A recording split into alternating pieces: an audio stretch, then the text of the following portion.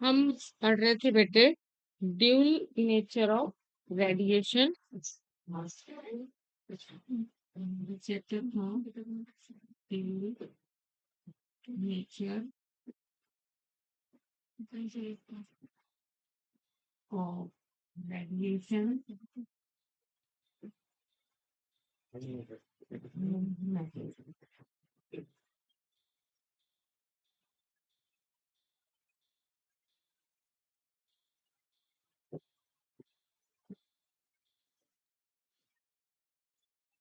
देखिए, थोड़ा सा ड्यूल नेचर को मैंने पिछली बार भी समझाया था, थोड़ा सा फिर बताती हूँ क्योंकि कुछ लोग बच्चे ऐसे हैं जो नहीं आए थे पिछली बार।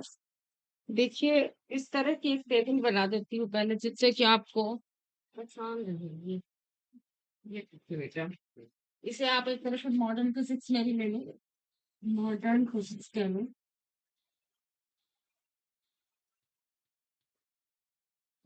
देखिए, सबसे पहले आपको पता है कि कौन से वैज्ञानिक हुए थे 1670-75 ईस्वी में? न्यूटन। जो न्यूटन का बहुत जोर था, जो वो कह देते थे वही माना जाता था उस समय के, वो भगवान थे। अगर न्यूटन के मुंह से निकला आ, तो आ भी एक नियम बन जाता था, वो भी प्रिंसिपल बन जाता था। तो उस दशक में जो न्यूटन ने कह दिया, वो विज्ञान के एक तरह भगवान थे उस समय। सबसे पहले हम 1600 ये 70-75 के लगभग जो है न्यूटन हुए, और इन्होंने सबसे पहले हमें क्या बताया था कि जो लाइट है वो क्या है। इन्होंने पहले बताया था कि लाइट इज ए पार्टिकल। कौन सी थ्योरी के अनुसार बताया था बेटे? लाइट पार्टिकल कौन सी थ्योरी के? कॉर्पस्क्यूलर थ्योरी। कॉर्पस्क्यूलर थ्योरी के अकॉर्डिंग। ठीक है, सबसे पहले इन्होंने ये कहा था कि कॉर्पस्क्यूलर थ्योरी ये कहती है कि जो लाइट है वो पार्टिकल से मिलकर बनी हुई है। ये जो प्रकाश है ये पार्टिकल से मिलकर बनता है, और ये पार्टिकल्स ऐसे अपनी किसी भी बिना किसी ऑर्डर के, बिना किसी क्रम के आपस में फैले होते हैं। जैसे तरबूज में काले बीज, वो किसी बिना किसी ऑर्डर के फैले हुए होते हैं ना। तो उन्होंने ऐसे बताया था कि जो ये लाइट के पार्टिकल्स हैं वो बिना किसी ऑर्डर के फैले हुए होते हैं। ठीक है, और उसके बाद ये आया था आपका, ये वाला विचार कब दिया था न्यूटन ने? 1670 और 75 ईस्वी के बीच में दिया था। और उस समय जब उन्होंने बोला कि ये भाई पार्टिकल है, तो सभी ने ये मान लिया कि ये पार्टिकल है। और पार्टिकल नेचर ही से नेचर से इन्होंने रिफ्लेक्शन और रिफ्रैक्शन दो घटनाएं थी जो प्रूव भी कर दी थी। मतलब कि लाइट में जो रिफ्लेक्शन होता है, रिफ्लेक्शन समझ गए ना? जब एक कोई भी लाइट किसी हमारी किससे टकराती है, मिरर की चिकनी सरफेस से टकराती है और फिर रिफ्लेक्टेड होकर के लौट जाती है, रिटर्न हो जाती है, दैट इज कॉल्ड रिफ्लेक्शन। जब कोई प्रकाश की किरण आती है, किसी चमकदार चिकने तल से टकराती है, टकरा करके वापस लौट जाती है, दैट इज कॉल्ड परावर्तन, रिफ्लेक्शन। तो इन्होंने ये वाली घटना प्रकाश को पार्टिकल मान करके प्रूव भी कर दी थी, रिफ्लेक्शन। और दूसरी refraction. What do you mean by refraction बेटे? जब कोई प्रकाश की किरण किसी एक माध्यम से जब दूसरे माध्यम में चलती है, एक माध्यम जैसे हवा, दूसरा माध्यम कांच, ठीक है, या पानी भी हो सकता है। उन्होंने कहा कि जब एक माध्यम से दूसरे माध्यम में जब प्रकाश की किरण चलती है, तो उसका जो पथ है वो अपने पथ से थोड़ी सी विचलित हो जाती है, डेविएट हो जाती है। समझ गए बात? जैसे सूरज की रोशनी शीशे पे आ रही है, आ कहाँ से रही है? हवा से आ रही है ना। तो हवा तो हो गया नंबर वन का माध्यम। और कांच में आ रही है ना, कांच की खिड़की में आ रही है, तो कांच जो है वो क्या है? नंबर दो का माध्यम। तो जैसे ही हवा से कांच में प्रवेश किया प्रकाश की किरण ने, वो अपने जिस मार्ग से आ रही थी वो थोड़ी सी हाँ अपने पथ से डेविएट हो गई, विचलित हो गई, और वो क्या था, रिफ्रैक्शन। तो इसे पार्टिकल नेचर मानते हुए न्यूटन ने रिफ्रैक्शन भी प्रूव कर दिया था, ये दोनों घटनाएं। ठीक है, लेकिन ये क्या चीज प्रूव नहीं कर सके थे, पोलराइजेशन। हाँ जी, ये पोलराइजेशन को प्रूव नहीं कर सके थे। ठीक है, और इंटरफेरेंस और डिफ्रैक्शन, डिफ्रैक्शन भी आप समझते हैं ना, जब किसी स्लिट से इस तरह से लाइट पास होती है तो ये डिफ्रैक्शन, जब किसी सिंगल स्लिट से लाइट क्रॉस होती है तो वो किनारों से थोड़ा सा मुड़ जाती है।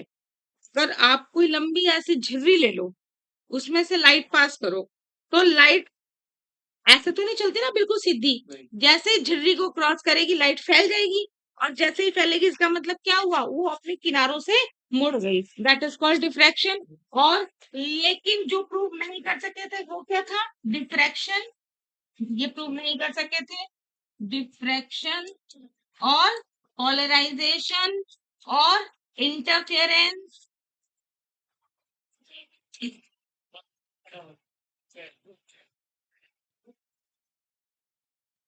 ये चीज प्रूव नहीं कर सके थे।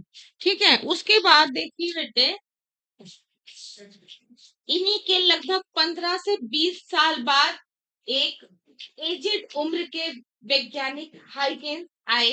उन्होंने इनका अपोज करते हुए, इनका विरोध करते हुए ये कहा कि लाइट जो है वो पार्टिकल नहीं है, लाइट क्या है, वो एक वेव है। और वेव भी कैसी है, मैकेनिकल वेव है। मैकेनिकल वेव मतलब जिसको चलने के लिए किसी ना किसी मीडियम की आवश्यकता पड़ेगी। अब जब वैज्ञानिकों ने कहा अच्छा मीडियम की आवश्यकता पड़ेगी, तो बताओ कौन से मीडियम की पड़ेगी, वो तो हाइगेन ने सोचा ही नहीं था। वो तो हाइगेन को पता ही नहीं था कि मीडियम है, तो मीडियम कौन सा है, तो वो भी तो बताना था कि कौन सा मीडियम है, कैसा मीडियम है जिससे चलने के लिए जरूरत पड़ेगी। तो उन्होंने बस बिना सोचे समझे एक इमेजिनरी कल्पना करके यूं ही मुंह से बोल दिया ईथर मीडियम, ईथर मीडियम। लेकिन वास्तविकता में उस समय कुछ नहीं पता था कि ईथर मीडियम क्या है, क्या चीज है, कुछ नहीं पता था उसे हाइगेन्स को। उनके मुंह से निकला ईथर मीडियम, जस्ट लाइक उन्होंने मुंह से कल्पना मात्र एक शब्द बोल दिया ईथर, ईथर माध्यम, फिर बस ईथर माध्यम में मैकेनिकल वेव चलेगी ये वाली। तो ये समझ लीजिए, यहाँ पे लिखिए हाइगेन, हाइगेन जो कि काफी एजेड उम्र के थे, न्यूटन से बड़ी उम्र के थे, लेकिन आए ने न्यूटन के बाद, उनका नाम न्यूटन के बाद ये आए थे 1600, ये 70 में आए, ये 90 के आसपास आए थे, 1690 में आए थे। उन्होंने क्या बोला था कि light is mechanical wave.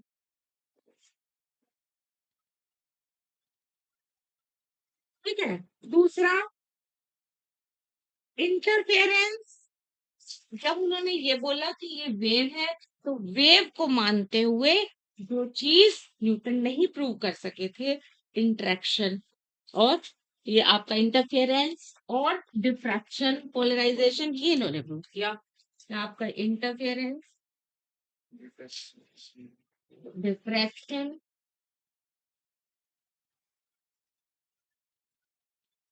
Etcetera, polarisation,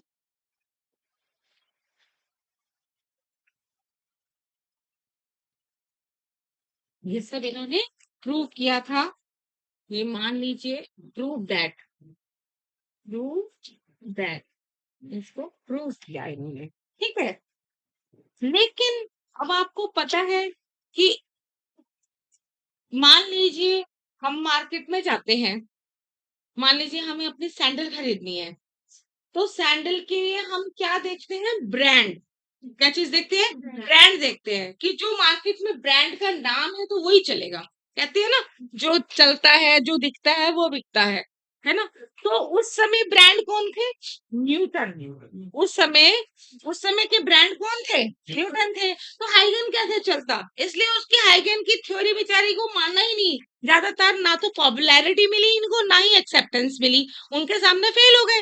क्योंकि उस समय के जो ब्रांड थे वो कौन थे, न्यूटन के भगवान थे। अगर न्यूटन के मुंह से जरा सा भी कुछ निकला तो वही मान लिया जाता है कि जो इन्होंने कह दिया वो बिल्कुल सही है। तो इसके चलते, न्यूटन के चलते हाइगेंस की थ्योरी को ना तो ज्यादा क्या मिली, ना तो ज्यादा पॉपुलैरिटी मिली। ठीक है, और ना ही एक्सेप्टेंस, नॉन एक्सेप्टेंस भी नहीं, मतलब ना तो ज्यादा पॉपुलैरिटी और ना ही ज्यादा एक्सेप्टेंस भी नहीं। मतलब कि सैंडल जो मैंने देखी थी वो बहुत अच्छी थी, लेकिन उसपे ब्रांड नहीं था, इसलिए उसकी कीमत भी कम थी और उसको खरीदने का मन भी नहीं कर रहा था। तो वही लोगों का हाल था, क्योंकि जिनका नाम ज्यादा नहीं था उस समय हाइगेंस का, और उस समय इनका जब नाम ज्यादा नहीं था तो लोगों ने उनके विचार को बहुत पढ़ा, लेकिन पढ़ के फिर ऐसे ही छोड़ दिया कि ये हो भी सकता है और ज्यादातर संभावना है कि ये गलत है। ये पॉपुलैरिटी इनको मिली कि ये गलती है, गलत है, ये हम नहीं मानते। ठीक है, इनको एक्सेप्टेंस भी नहीं मिली। और ये कहा गया कि वही जो चीज मैंने बताई, लोगों ने पूछा कि अगर ठीक है आप कहते हो मैकेनिकल वेव है तो इसको जो बताओ माध्यम। इन्होंने कहा कि इस मैं क्या बोल रहे हैं, किस चीज पे लड़े इनसे वैज्ञानिक। उन्होंने कहा अच्छा आप कहते हो कि मैकेनिकल वेव है, बताओ किस मीडियम में चलेगी, क्योंकि उसको चलने के लिए मीडियम चाहिए मैकेनिकल वेव को। तो उन्होंने उन्होंने कहा, ये लिख लीजिए कि what is the medium, what is the medium in mechanical wave. उन्होंने पूछा कि मीडियम कौन सा रहेगा, मीडियम क्या है। तो उन्होंने बस एक कल्पना, imagine, imagine imagine only that like ether medium। ये किसने कल्पना करी थी, हाइगेंस ने। उसने सिर्फ एक इमेज किया कि भाई जो वेव चलेगी वो एक ईथर मीडियम से चलेगी और कुछ नहीं। और ईथर मीडियम क्या था, क्या चीज थी, किससे बना था, वो उन्होंने कुछ नहीं बताया हाइगेंस ने। ठीक है, ये नोट कर लीजिए बेटे, बहुत सारी काम की चीजें हैं इससे जो क्वेश्चंस में पूछी जाती हैं।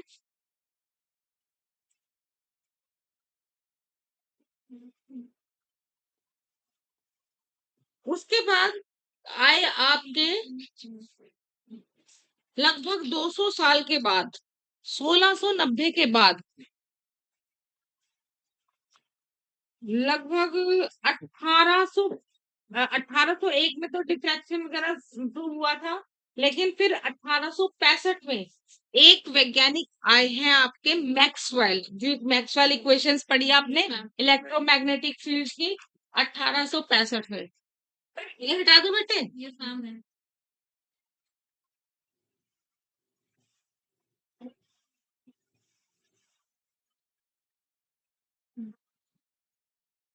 ये कपड़ा वो कहाँ गया, तो इसमें रखे हुए थे। एक ये तो होगा, बस यही पे ही था, नहीं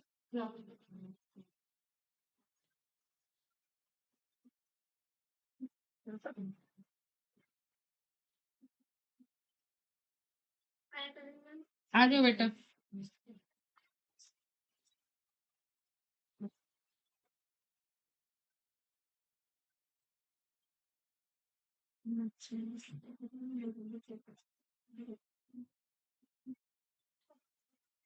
देखिए, फिर आए 1865 में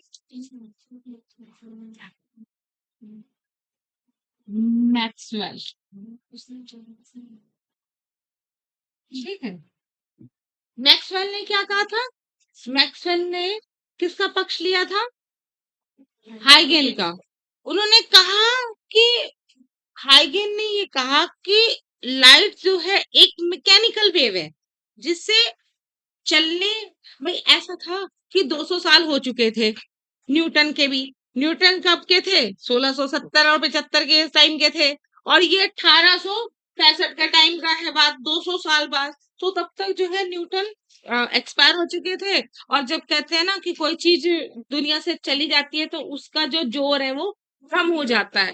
तो लगभग इस समय जो है न्यूटन का जोर बहुत ही कम हो गया था, क्योंकि इतना नहीं था। जब आदमी अपने से कहते हैं ना, जब कोई भी चीज सामने होती है और वो अपना एक्सेप्टेंस दिखाती है तो ज्यादा मानते हैं लोग, लेकिन जब कोई चीज चली जाती है कहीं से तो उसका जोर, उसका नाम थोड़ा धीरे धीरे कम होता चला जाता है। तो 200 साल बाद न्यूटन का नाम भी थोड़ा थोड़ा कम हो गया था। ठीक है, और दूसरे बहुत वैज्ञानिक आ गए थे। और इस चलते हैं, जब मैक्सवेल ने ये पढ़ा, क्या हाइगेंस की थ्योरी पढ़ी, तो उसने कहा कि मुझे ऐसा लगता है कि हाइगेंस सही था न्यूटन के बजाय। न्यूटन ने जो पार्टिकल नेचर बताई थी उसके बजाय ये एक वेव ही है।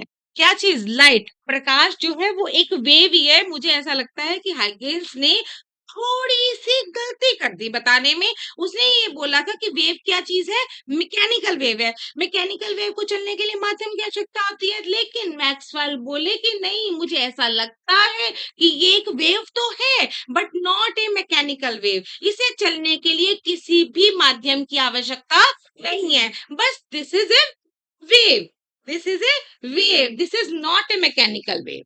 Okay, this is a wave not a mechanical wave. ये किसने बोला था? मैक्सवेल ने। मैक्सवेल ने बोला था light is non mechanical wave, light is a non mechanical wave.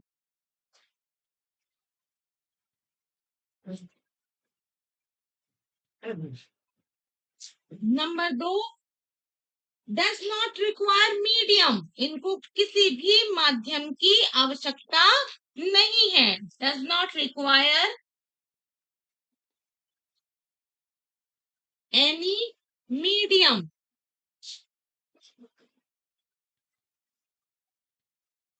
इसे किसी भी माध्यम की आवश्यकता नहीं है।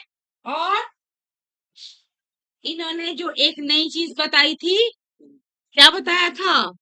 इलेक्ट्रोमैग्नेटिक वेव दी थी ना मैक्सवेल ने। उन्होंने क्या कहा था कि जो वेव चलती है वो इलेक्ट्रिक और मैग्नेटिक फील्ड के परपेंडिकुलर प्रोपेगेट करती है, बताया था। अगर इलेक्ट्रिक फील्ड इधर है, मैग्नेटिक फील्ड इधर है, तो हमारी वेव जो है दोनों के ट्रांसवर्स प्रोपेगेट करेगी। समझ में आई बात? इन्होंने क्या बताया था कि ये एक ट्रांसवर्स वेव होती है। लाइट, लाइट क्या चीज है?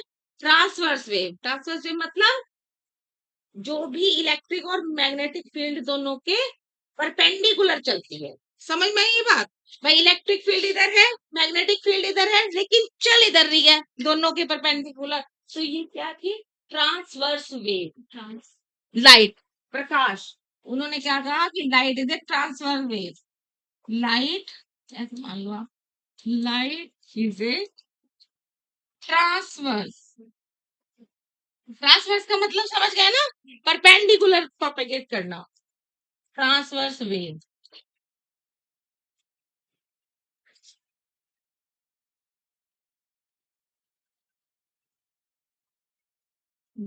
इन नेचर, नेचर तकती है, इनकी जो नेचर है वो कैसी होती है? ट्रांसवर्स वेव की तरह होती है।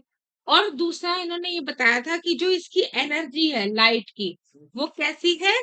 कंटिन्यू है, क्योंकि वेव है, वेव तो कंटिन्यू रहेगी। एनर्जी ऑफ लाइट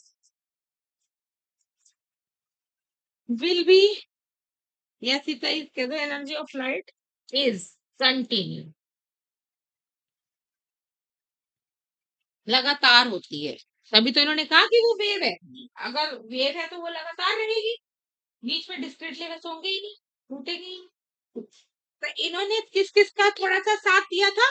हाइगेंस का। तब तक न्यूटन का जोर कम हो गया था, तो हाइगेंस को भी थोड़ी थोड़ी एक्सेप्टेंस मिलने लगी कि हाँ भाई ये बात हो सकता है। ये थोड़ी है कि न्यूटन मानना कि अपने समय के बहुत अच्छे वैज्ञानिक रहे हैं, लेकिन इंसान तो थे, इंसान से भी मानने में थोड़ी सी गलती हो सकती है। जो उन्होंने ये बोला था कि लाइट एक पार्टिकल है, उनसे थोड़ी सी गलती हो गई। इसका मतलब नहीं, लाइट जो है वो क्या है? वो एक वेव ही है, वो एक किरण ही है, वो एक वेव की तरह ही चलती है। लेकिन ये मैक्सवेल के आने के बाद जब उन्होंने ये सब चीज की, फिर इसके बाद एक और वैज्ञानिक आए, वो आए आपके मैक्सवेल प्लांक्स। वो आए आपके 1901 में।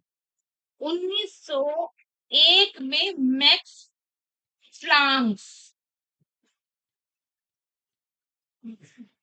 इन्होंने मैक्सवेल का बिल्कुल अपोज कर दिया। इन्होंने कहा कि नहीं, न्यूटन साहब सही थे, न्यूटन साहब सही थे। न्यूटन ने कहा था ना कि ये एक पार्टिकल है। बिल्कुल, उन्होंने कहा कि लाइट जो है वो not a wave, light is A particle.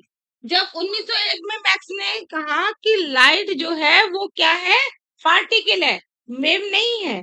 अब ये देखो कि उन्होंने जब पार्टिकल माना तो क्या माना था, देखिए बेटे, उन्होंने ये बोला, पहला assumption आप ये कहिए कि एनर्जी, बाद में कहेंगे light is A particle, light is A particle,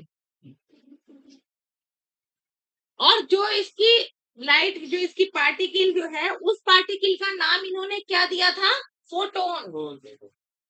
Planck's ने जो लाइट के पार्टिकल है उसका नाम क्या दिया, फोटोन।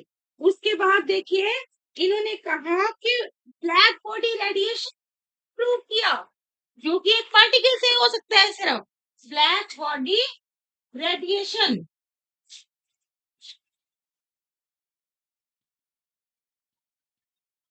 प्रूव किया, और बाद में ही इन्होंने फोटो इलेक्ट्रिक इफेक्ट भी प्रूव किया। फोटो इलेक्ट्रिक इफेक्ट में क्या होते हैं, पार्टिकल्स चलते हैं, तो इसका मतलब क्या है कि ये लाइट क्या चीज है, पार्टिकल है। ये दो चीजें इन्होंने, प्लांक्स ने प्रूव करी, क्या मान के, वेव ना मान करके, लाइट को पार्टिकल मान के। समझ में आई बात, प्लांक्स ने जब लाइट को पार्टिकल माना तो उसने फोटो इलेक्ट्रिक इफेक्ट और ब्लैक बॉडी रेडिएशन को प्रूव किया, लेकिन जो उसने पार्टिकल माना उसका नाम क्या दिया, फोटोन।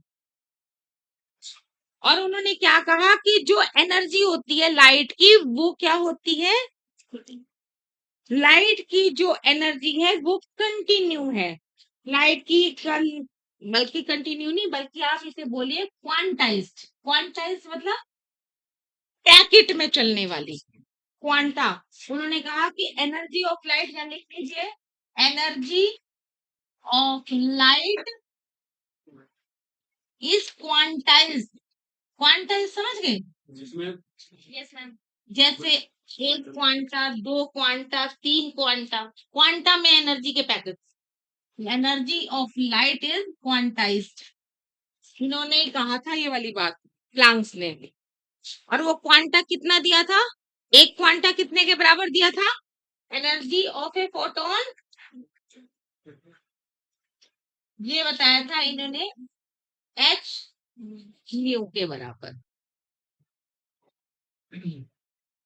न्यू आपकी किसी किसी किताब में फ्रीक्वेंसी न्यू है, इसे वी मत मान लेना, या ये कह लो एच है, फ्रीक्वेंसी है ये बेटे। एच क्या है, अपने ही नाम पे इन्होंने जो कांस्टेंट निकाला, that is called Planck's constant. Planck's ने इसका हो गया था, तो इन्होंने अपने नाम पे इसका नाम दे दिया था प्लैंक्स कांस्टेंट, और इसकी वैल्यू कितनी थी, 6.6 -34 जूल। ठीक है, ये आपकी प्लैंक्स ने इसकी वैल्यू दी थी।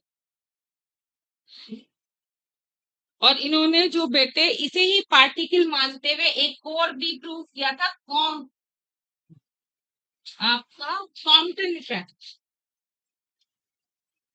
इफेक्ट, ये वाला इफेक्ट भी इन्होंने लाइट को पार्टिकल मान करके प्रूव किया था, कॉम्पटन इफेक्ट।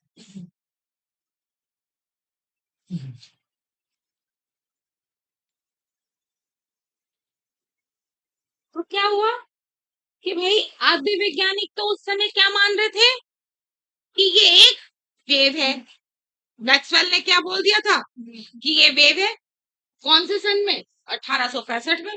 और भाई जैसे ही 15 20 25 साल बीते और 1919 की जो शताब्दी चढ़ी, तभी प्लैंक्स ने अपनी थ्योरी दे दी कि ना ये तो एक पार्टिकल ही है, पार्टिकल फोटोन है, फोटोन की एनर्जी एच न्यू होती है, और ये black body radiation, Compton effect और फोटो इलेक्ट्रिक इफेक्ट, इन्होंने ये सब चीज क्या कर दी थी, इसे फोटोन को पार्टिकल मान करके प्रूव कर दी थी। किसने भला, प्लैंक्स ने। तो अब आधे वैज्ञानिक उसकी तरफ और आधे वैज्ञानिक इसकी तरफ, तो क्या हो गया, एक तरह से विज्ञान में जंग छिड़ गई इस चीज को लेकर के कि लाइट आखिर है क्या, लाइट आखिर है क्या।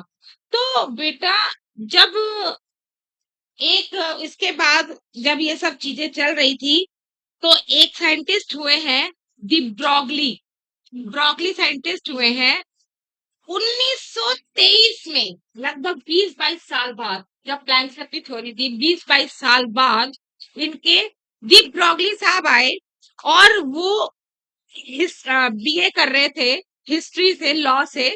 तो उनको मैगजीन्स पढ़ने का बहुत शौक था। वो मैगजीन पढ़ रहे थे और मैगजीन में चूंकि सारी चीजों से रिलेटेड घटनाएं छपती हैं, कोई एक पर्टिकुलर तो छपती नहीं, तो वो साइंस की घटनाएं भी छपती थी, तो वो साइंस की घटनाएं भी पढ़ रहे थे। तो साइंस की जब घटनाएं पढ़ रहे थे, उन्होंने यार कहा कि भाई आधे लोग वो कह रहे हैं और आधे वो लोग कह रहे हैं, तो भाई इनमें क्या कभी भी गठबंधन नहीं हो पाएगा? ये हमेशा लड़ते ही रहेंगे दो पार्टियां बन के, ये एक पार्टी ये दो पार्टी। अरे कुछ ऐसा होना चाहिए कि इनमें क्या हो जाए, गठबंधन हो जाए। अब गठबंधन कैसे हो सकता था? एक कहे नहीं ये वेव है, एक कहे कि ये पार्टी के लिए, तो गठबंधन कैसे होगा? अगर बीच का कोई आदमी ये कह दे कि नहीं यार ये दोनों चीजें हैं, ये चीज दोनों है, तो गठबंधन हो जाएगा। तो यही दीप रॉगली साहब ने किया। उसने कहा कि भाई मैं ये कहता हूँ कि ये जो है, ये वेव भी है और ये पार्टिकल भी है। ये वेव भी है और ये पार्टिकल भी है। इसका मतलब क्या है कि light has a dual nature.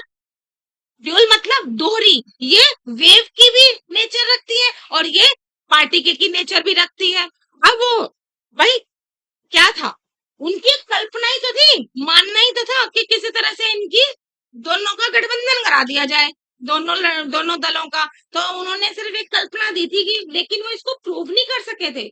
वो इसको प्रूव नहीं कर सके थे कि ड्यूल नेचर कैसे, सिर्फ उन्होंने कल्पना दी थी। भाई ये मान लो कि लाइट जो है वो क्या है, हैज ए ड्यूल नेचर।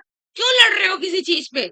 जैसे कुछ बीच का रास्ता निकाल लो जिससे सारे वैज्ञानिक फिर से एक हो जाए, दो ब्रांच में ना बटे। तो उन्होंने जब ये बात बोली कि हैज ए ड्यूल नेचर, तो कुछ कुछ साइंटिस्टों को समझ में आने लगा भाई ये भी संभव है कि ड्यूल नेचर हो सकती है, लेकिन उन्होंने प्रूव नहीं किया था इस चीज को, सिर्फ एक कल्पना दी थी कि ऐसा है।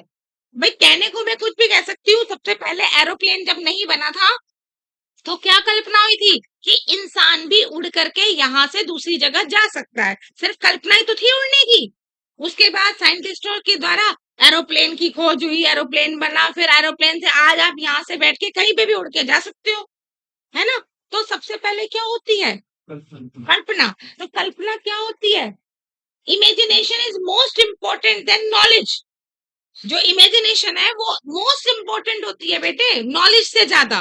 पहले हमारी कल्पना क्या क्या कहती है, क्योंकि कल्पना जो कहती है उसे ही हम सच्चाई में भरने की ताकत रख सकते हैं। हमारी कल्प जो भी आज चीजें खोज हुई है ना, जब भी कोई नई चीज की इन्वेंशन हुई है, तो पहले क्या थी? वो एक कल्पना थी।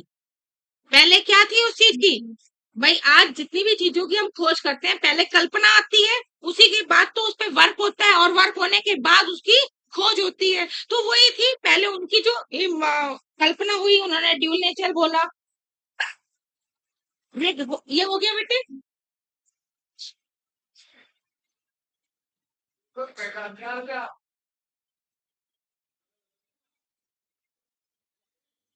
फिर आए 1923 में दी ब्रॉगली। दी ब्रॉगली, ठीक है, इन्होंने क्या बोला?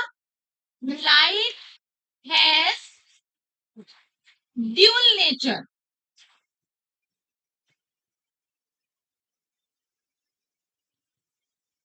ठीक है, तब ये क्या कर रहे थे? बीए कर रहे थे हिस्ट्री से, प्लस लॉ, लॉ कर रहे थे। ठीक है, जब मैगजीन पढ़ते पढ़ते इनके दिमाग में आया तो उन्होंने बोल दिया कि लाइट जो है वो दोहरी प्रकृति रखती है, जो चीज हमें पढ़नी थी। यही तो हम पढ़ रहे थे, dual nature of radiation. Chapter का नाम क्या है? Dual nature of radiation. तो ये किसने कहा था? डी ब्रॉगली साहब ने कहा था कि light has a dual nature. ठीक है, और इन्होंने क्या बोला था बेटे? इन्होंने ना, जब इन्होंने इस तरह से बोला और इनकी जो कल्पना थी वो लोगों ने बहुत पसंद भी करी कि हाँ भाई ऐसा हो सकता है, तो इनका धीरे धीरे फिजिक्स में इंटरेस्ट बढ़ने लगा। थे तो ये स्टूडेंट किसके? बीए के, और इन्होंने फिजिक्स में पीएचडी कर डाली। फिजिक्स में धीरे धीरे इनका इंटरेस्ट इतना बढ़ गया कि इन्होंने भाई साहब पीएचडी कर ली फिजिक्स में। फिजिक्स में पीएचडी कर ली और इन्होंने थ्योरम दे दी, एक अपनी थ्योरम दे दी इन्होंने कि जो हमारी लाइट है, जो लाइट है उसकी जो वेवलेंथ है, उन्होंने ये बोल दिया कि वेवलेंथ, जो भी लाइट चल रही है जो कि ड्यूल नेचर रखती है, उसकी जो वेवलेंथ है वो होगी आपकी h अपॉन p। लैम्डा क्या होता है? Wavelength of light h upon v। What is the h? h is the Planck's constant and p is the momentum of light.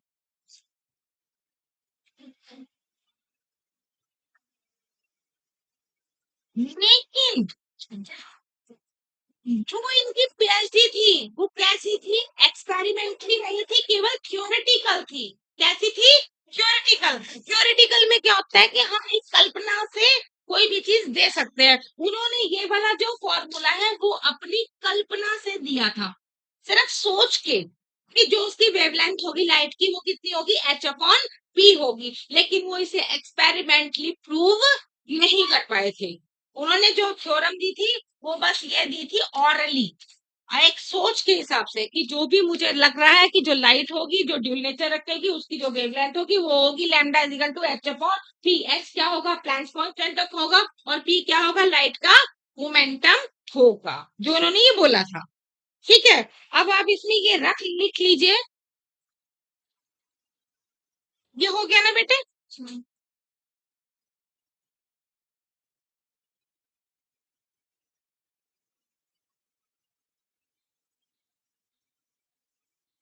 देखिए, तो इनके विचार जरा लिख लीजिए, इंपॉर्टेंट रहेंगे। लिखे, light is not a wave nor a particle। क्या बोले थे दी ब्राउली साहब? कि light is not a wave nor a particle, it is only form of energy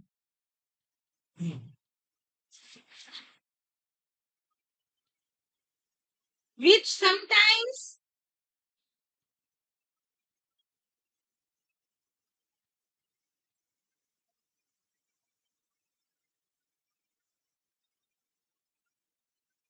behaves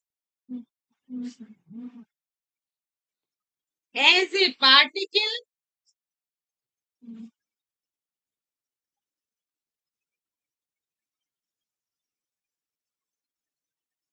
and which behaves as a particle and wave। क्या मतलब हुआ इसका बेटे? मैंने कहा कि उन्होंने यही बोला कि लाइट जो है वो ना ही एक वेव है और ना ही एक पार्टिकल है, बल्कि ये सिर्फ और सिर्फ एक ऊर्जा का रूप है जो कभी वेव बन जाता है और कभी पार्टिकल बन जाता है। क्या चीज? लाइट। लाइट उसने कहा कि ना ही वेव है ना ही पार्टिकल है, ये सिर्फ it is a form of energy. अब जैसे कि अब आप कहोगे कि मैडम कैसे, कभी कुछ बन जाना कभी कुछ बनना। देखो, अब मैं हूं या आप हैं, आपकी भी ड्यूल नेचर है। जैसे कि खासकर लड़कों की देखिए, अपने मम्मी पापा के सामने कितने शरीफ होते हैं कि नहीं होते? और जब वो अपने यार दोस्तों से जाके मिले, तब आ जाए पापा, वो तो क्या समझ जाएंगे, वो तो कहेंगे ये मेरा लगता ही नहीं। वो ऐसे ऐसे हरकतें देखते हैं, हम ये तो है ही नहीं मेरा। समझ के बाद मुझे लगता ही नहीं है मेरा बेटा है। तो दोहरी ड्यूल नेचर हो गई कि नहीं हो गई? माँ बाप के सामने हम कैसे होते हैं? एकदम इनोसेंट, शरीफ, बिल्कुल। और जैसे ही हम निकले घर से बाहर अपने यार दोस्तों के कैटेगरी में गए, वहां हम क्या हो जाते हैं? बिल्कुल उन्हीं की तरह हो जाते हैं कि नहीं? फॉर्म चेंज हो जाती है कि नहीं हमारी? बाहर निकल के हो जाती है ना? तो हम दोहरी प्रकृति रखते हैं, ड्यूल नेचर हो जाती है हमारी बच्चों की भी। घर में कुछ और, बाहर हम दोस्तों के साथ गए। बिल्कुल उन्होंने लाइट को इसे बोला कि लाइट भी एक एनर्जी की फॉर्म है, वो ड्यूल नेचर रखती है, और जब वो कभी तो वेव की तरह काम करती है और कभी वो पार्टिकल की तरह। मतलब कहने का मतलब, एक वर्ड समझो जो मैं पढ़ा रही हूँ, दैट इज इम्पोर्टेंट की तरह, कि लाइट कभी वेव की तरह और कभी पार्टिकल की तरह प्रयोग करते हैं। मतलब है नहीं वो, लाइट ना तो वेव है और ना ही पार्टिकल है। देखो मैंने क्या लिखा, light is not a wave nor a particle. ना तो लाइट वेव है और ना ही पार्टिकल है, वो दोनों में से कुछ भी नहीं है। It is the form of energy, just वो केवल एक ऊर्जा का रूप है, ऊर्जा जो कभी भी कहीं भी किसी रूप में बदल सकती है। ऊर्जा क्या है? It is only form of energy which sometimes behave as a particle. कभी कभी वो पार्टिकल की तरह बिहेव करती है और कभी कभी वेव की तरह बिहेव करती है। समझ में आई बात?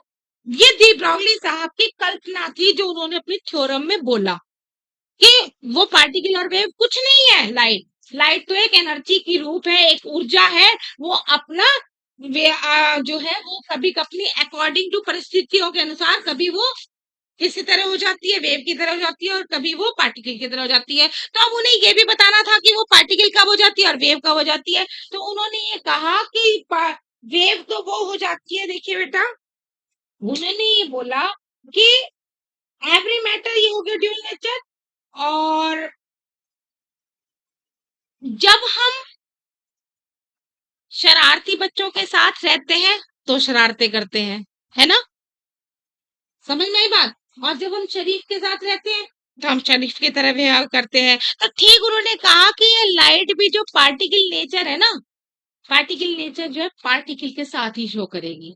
जब लाइट इंटरेक्ट करेगी इलेक्ट्रॉन, प्रोटॉन, पॉजिट्रॉन और ये जितने भी आपके पार्टिकल्स हैं, जब कोई लाइट पार्टिकल्स के साथ इंटरेक्ट करेगी तो ये पार्टिकल की नेचर शो करेगी। समझ गए बात? लाइट पार्टिकल नेचर कब शो करेगी? दूसरा क्वेश्चन ये आया कि आपने कहा कि ये पार्टिकल नेचर भी शो करती है और वेव नेचर भी शो करती है। तो बताइए कि उन्होंने कहा कि ये जो लाइट है ये पार्टिकल नेचर कब शो करेगी? उन्होंने कहा कि जब लाइट इंटरेक्ट होती है किसके साथ? पार्टिकल्स के साथ। कौन कौन से? इलेक्ट्रॉन्स, प्रोटॉन्स, पॉजिट्रॉन्स, इन पार्टिकल्स के साथ इंटरेक्ट होगी जब लाइट, तो ये एक पार्टिकल के साथ बिहेव करेगी। और वो पार्टिकल का नाम क्या दिया था? फोटोन।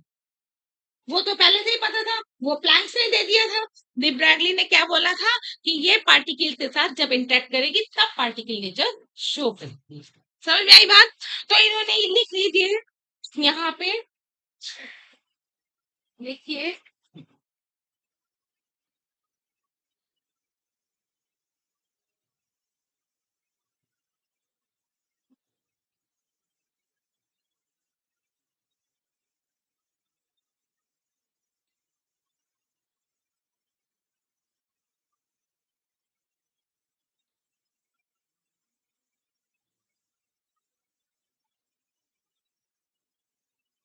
लिखिए इन्होंने ये बोला था नेचर, यहाँ पे कैपिटल से लिखिए, नेचर लव्स सिमेट्री। नेचर जो है वो सिमेट्री पसंद करती है।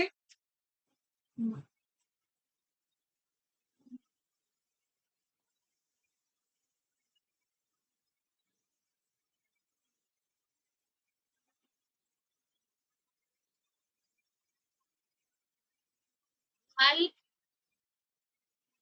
know the particle nature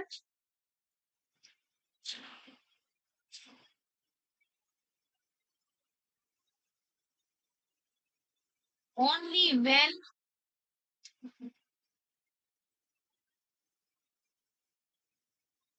it interacts with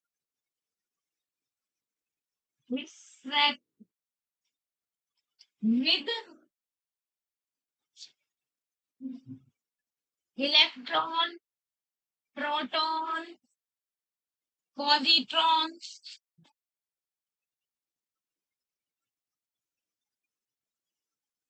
alpha particles।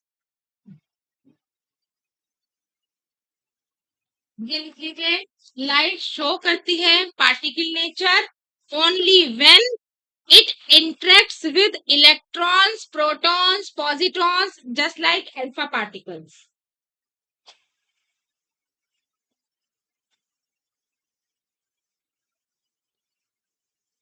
और जैसा कि मैंने पहले ही बता दिया कि आइंस्टीन भी एक वैज्ञानिक हुए हैं। आइंस्टीन ने जब इनकी ये सारी चीजें पढ़ी थी तो ये बोला था कि डी ब्रॉगली साहब एक ऐसे साहब हैं जिन्होंने फिजिक्स में पीएचडी तो कर ली लेकिन इन्हें फिजिक्स का पी तक नहीं आता। हाँ, आइंस्टीन ने बोला कि इन्हें फिजिक्स का पी भी नहीं आता। आइंस्टीन जो एक हुए हैं, आइंस्टीन ने क्या बोला था? आइंस्टीन ने ये बोला था कि भाई इन्होंने पीएचडी कर दी बट इन्हें फिजिक्स का पी भी नहीं आता। लेकिन इन्होंने इनकी जो कल्पना थी पूरा साथ दिया। उन्होंने बोला था कि imagination is most important then knowledge. Knowledge से ज्यादा इंपॉर्टेंट होती है कल्पना करना। हमने एरोप्लेन की खोज करी वो इम्पोर्टेंट नहीं थी, लेकिन हमने जब ये सोचा था कि आदमी भी एक दिन उड़ेगा वो ज्यादा इम्पोर्टेंट है कि हमने एक नया विचार रखा था। हमने एक नया विचार रखा था तब उन्होंने ये लाइन बोली थी कि क्या बोला था? Imagination is most important then knowledge.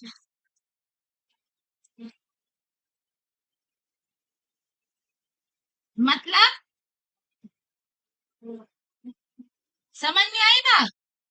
कि इन्होंने जो ये चीज रखी है थ्योरम कि भाई ये ड्यूल नेचर है, ये फिजिक्स वालों के लिए, साइंस वालों के लिए वरदान साबित हुआ, नील का पत्थर साबित हुआ कि उनकी कल्पना। इन्हें चाहे फिजिक्स का पी भी नहीं आता लेकिन इन्होंने जो ये लाइन बोल दी कि ये जो ड्यूल नेचर रखती है लाइट, ये नील का पत्थर साबित हुआ। ये आइंस्टीन ने बोला इनके लिए, डी ब्रॉगली साहब के लिए।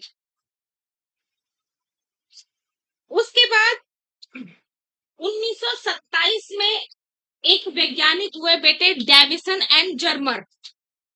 ये तो आपके 1923 में कौन आए थे? डी ब्रॉगली साहब, जिन्होंने ये कहा था कि ड्यूल नेचर। उसके ठीक 5 साल बाद, 4-5 साल बाद 1927 में आए डेविसन। ये लिख लिया बेटे, इनके सारे विचार लिख लिए डी ब्रॉगली के। देखिए 4 साल बाद ही डेविसन आए एक और जर्मर आए। उन्होंने उन सब चीजों को एक्सपेरिमेंटल प्रूव कर दिया जिसे डी ब्रॉगली ने केवल और केवल ऑरली अपनी थ्योरम में दिया था। डेविसन एंड जर्मर कब आए? 1927 में। इन्होंने सारा क्या प्रूव कर दिया? एक्सपेरिमेंटली सब चीजें वो प्रूव कर दी जो डी ब्रॉगली ने केवल कल्पना में दिया था। जो इन्होंने थ्योरम दी थी ना कल्पना में कि हैज ड्यूल नेचर और जितनी भी चीजें थी उसने एक्सपेरिमेंटली शो कर दिया। तो देखिए इन्होंने ये प्रूव कर दिया कि जो इलेक्ट्रॉन है, क्या प्रूव कर दिया? Electron is a wave. कितनी इंपॉर्टेंट चीज है ये साइंस के लिए। इलेक्ट्रॉन क्या था? पार्टिकल। और उन्होंने क्या प्रूव कर दिया? Electron is a wave. अगर एक पार्टिकल वेव है तो इसका मतलब पार्टिकल नेचर पार्टिकल वाली तो रखता ही है पहले से ही, और वो वेव भी है तो इसका मतलब वो वेव नेचर भी रखता है।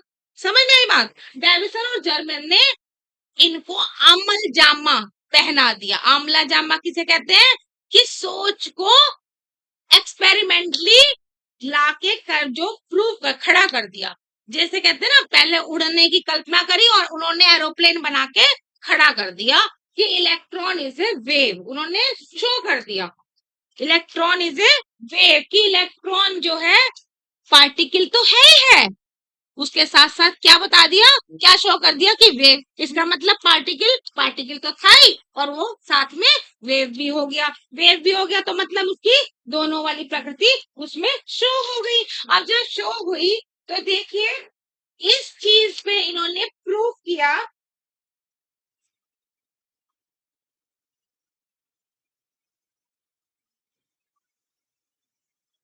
जब इन्होंने ये प्रूव किया, ध्यान से सुनिए, इन्होंने ये प्रूव किया एक्सपेरिमेंटली, इस चीज के प्रूव करने के कारण डी ब्रॉगली साहब को नोबेल पुरस्कार के लिए चुना गया।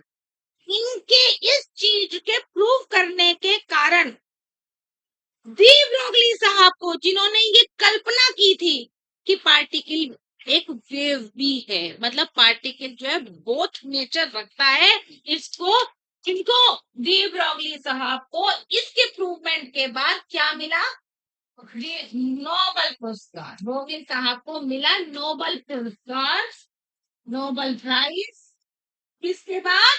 डेविसन और जर्मन के इस एक्सपेरिमेंट के बाद। देखिए, अब उसने प्रूफ तो इसने किया बेचारे ने, लेकिन नोबेल पुरस्कार किसे मिला? जिसने कल्पना करी थी। भाई एरोप्लेन तो बनाया मैंने, लेकिन नोबेल पुरस्कार उन्हें मिला जिन्होंने ये कल्पना करी थी कि इंसान भी किसी दिन उड़ेगा। समझ में आई बात? क्योंकि उन्होंने उनकी कल्पना को क्या पहनाया? अमल जामा। समझ में आई बात? कल्पना को प्रूव करा था।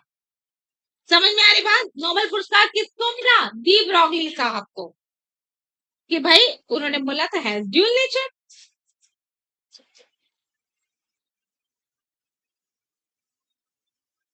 उसके बाद बेटे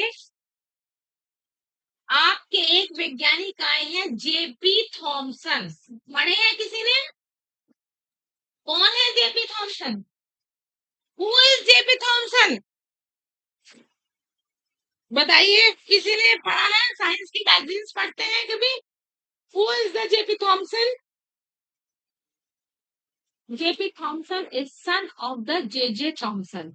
who is the J Thomson? Yes, which is discovered the electron। देखिए बेटे, सन है ये, किसके सन? जे थॉमसन के। हम जे थॉमसन कौन थे? जिन्होंने डिस्कवर किया था, किसे डिस्कवर किया था? इलेक्ट्रॉन को। Discovered electron particle. J Thomson ने इलेक्ट्रॉन की खोज की थी, और उन्होंने, जो जेपी थॉमसन थे, इन्हीं के बेटे थे, इन्होंने क्या प्रूव किया था? Electron the wave nature, wave nature of electron. पिताजी ने इलेक्ट्रॉन की खोज करी थी और बेटे ने इलेक्ट्रॉन की वेव नेचर को शो किया था। समझ में आई बात? तो जब खोज करी थी जे थॉमसन ने, तो इनको क्या मिला था? नोबेल पुरस्कार, नोबेल प्राइज खोज करने के लिए। और जब बेटे ने उसकी वेव नेचर को प्रूव कर दिया, मतलब पिताजी ने तो पार्टिकल कहा था कि पार्टिकल खोजा था, और उन्होंने, बेटे ने कह दिया पार्टिकल के साथ साथ ये एक वेव भी है, वेव नेचर को खोज दिया। तो फिर इसके बेटे को भी क्या मिला था? नोबेल पुरस्कार, नोबेल प्राइज। किसके लिए? वेव नेचर को खोजने के लिए। यानी इनका जो पूरा खानदान था थॉमसन साहब का, वो सब किस में थे? Whole family is includes in electron business.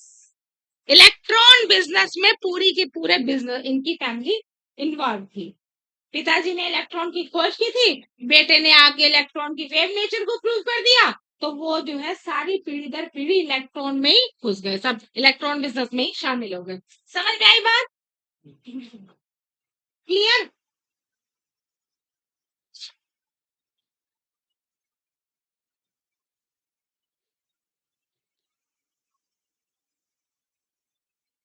Clear हुआ कि किस तरह से इसकी ड्यूल नेचर है, कि ये जो है वो not a particle, not a wave, it is just a form of energy, energy which can be change according to circumstances when it interacts. जब ये इंटरेक्ट होती है with particles, that it behaves as a particle. When it interacts with waves, then it behaves as a wave. जब ये particle के साथ interact करता है तब इसकी नेचर पार्टिकल की तरह होती है, और जब ये वेव की तरह इंटरेक्ट करता है तो ये वेव की तरह व्यवहार करता है। समझ में आई बात? ड्यूल नेचर, दोहरी प्रकृति लाइट की। लाइट कुछ भी नहीं है, ना वेव है ना पार्टिकल है, it is just a form of energy. It is just a form of energy. Energy का रूप है जो चेंज हो जाता है, जैसे हम लोग चेंज हो जाते हैं, घर में कुछ और होते हैं, बाहर कुछ और हो जाते हैं। ठीक है? समझ में आई बात? अब आइए आप, अभी तक आपने पढ़ा पार्टिकल किस तरह से हुआ, हटा दो बेटे, नोट कर लिया। अब आप लिखिए लाइट।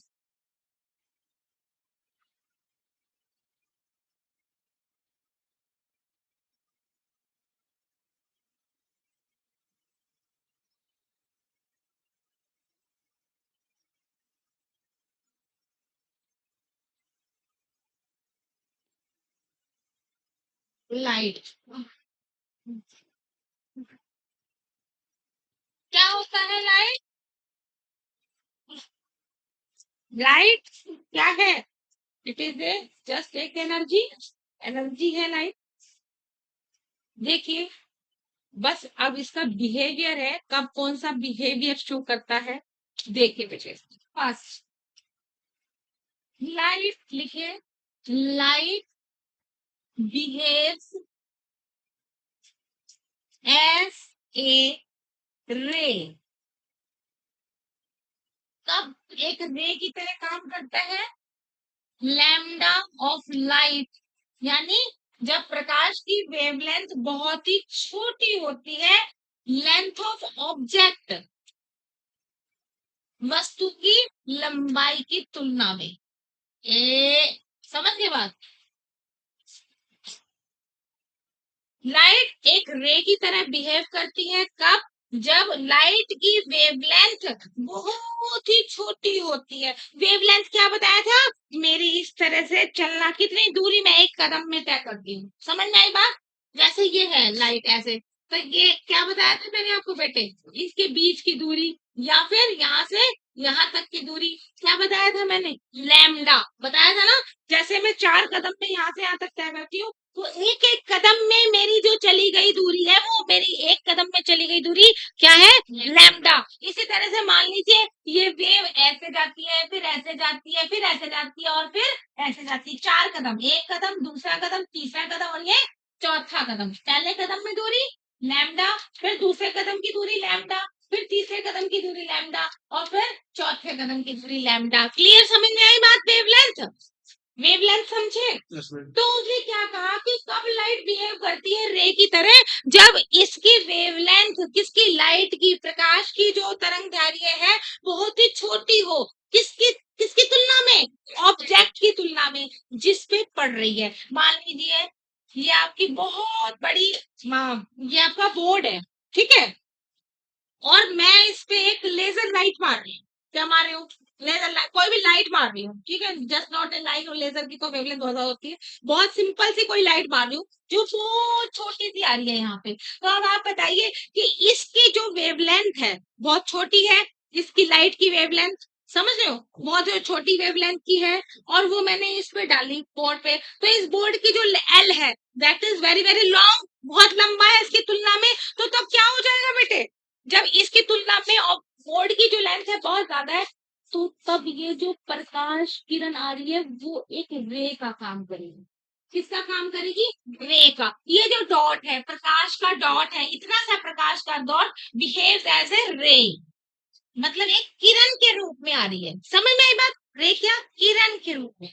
समझ में आ रही बात?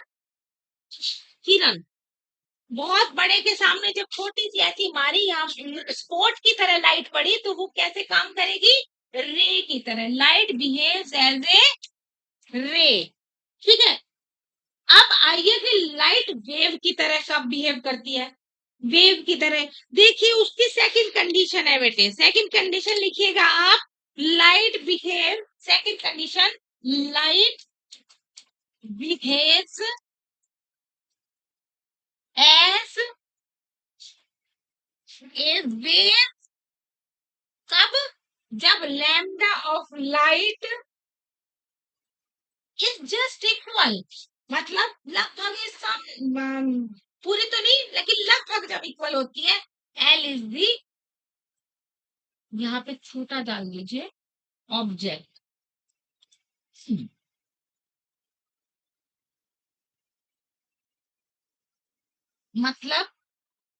मतलब ये कि अगर प्रकाश, आने वाली प्रकाश किरण की वेवलेंथ वस्तु की लंबाई के बराबर हो, तब वो जो हमारी लाइट है वो किसका काम करेगी बेटे?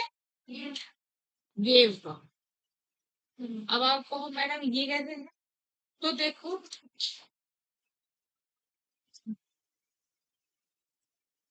ये आपको मान लीजिए इसकी इस तरह की लेंथ ले लीजिए। ये आपकी ये लेंथ ले ली मैंने, लगभग कैसे बताया जाए, देखिए ये बोर्ड की लंबाई है, और मैं कहती हूँ कि जो ये वाली लंबाई है, इतनी ही लंबाई ये वेव ऐसे चलती है। एक ये यही तो बताया था प्रकाश का तरंग दैर्घ्य। अगर ये वाली चीज लेंथ ऑफ ऑब्जेक्ट और ये वाली चीज wave length of light equal हो जाए, that is L, that is lambda. समझ रहे बात? दैट इज ये क्या चीज थी? Wave length. और this is length of object. अगर लेंथ ऑफ ऑब्जेक्ट के लगभग बराबर हो जाती है wavelength, that is called wave. तब ये क्या है? ये वेव है। ये क्या थी स्पोर्ट के रूप में? रे।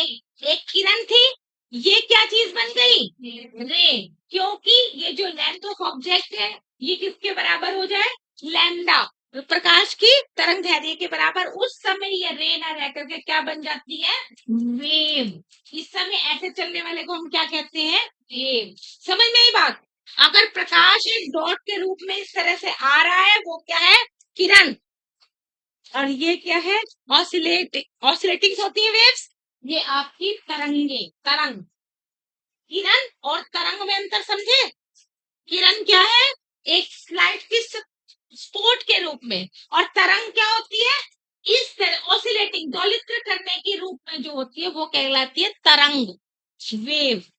प्रकाश तरंग के रूप में कब काम करेगा? जब lambda is equal to object की लेंथ। समझ में आई बात? प्रकाश की तरंग दैर्घ्य वस्तु की लंबाई के लगभग बराबर होती है, तब वो एक तरंग के रूप में चलता है। प्रकाश और किरण के रूप में कब चलता है? जब प्रकाश की तरंग दैर्घ्य बहुत ही छोटी होती है वस्तु की लंबाई की तुलना में। ठीक है। और फिर है लाइट पार्टिकल की तरह बिहेव कब करेगा? ये रे हो गया, ये वेव हो गया। और तीसरा लिख लीजिए, कैसे लिखवाया था मैंने? Light behaves as a particle. Particle कब शो करेगा? When it interacts with particles, interacts with light behaves as a particle but it interacts with particles। और कौन से पार्टिकल्स बेटे? अभी लिखवाया था electron, proton, positrons, alpha particles.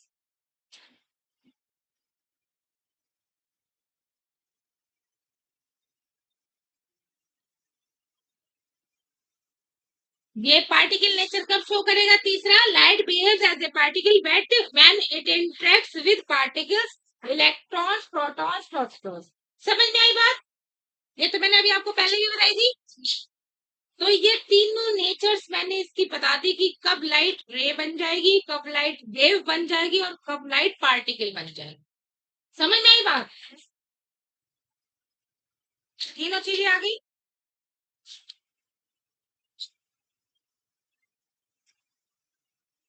ये हटा दिया जाए बेटे, हो गया नॉट।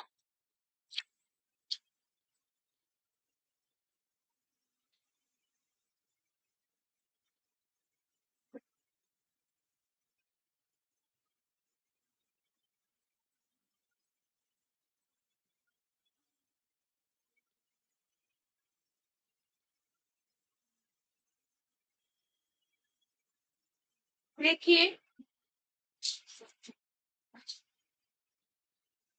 ये जो पार्टिकल मैंने आपको बताया कि लाइट पार्टिकल की तरह बिहेव करेगी जब ये इंटरेक्ट करती है पार्टिकल के साथ, तब वो जो लाइट का पार्टिकल है वो मैंने आपको बताया क्या होगा? फोटोन। लाइट का जो पार्टिकल होता है बेटे उसे क्या कहते हैं? फोटोन। और फोटोन की एनर्जी क्या बताई? एच न्यू या एच एफ, जिसे कि हम फ्रिक्वेंसी ही शो करते हैं। देखिए, लिख लीजिए, लाइट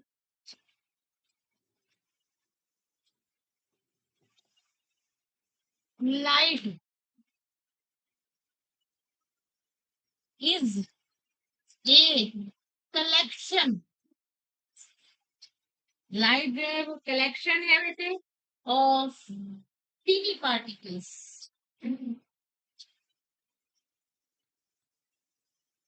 टीनी पार्टिकल्स का, विच इज कॉल्ड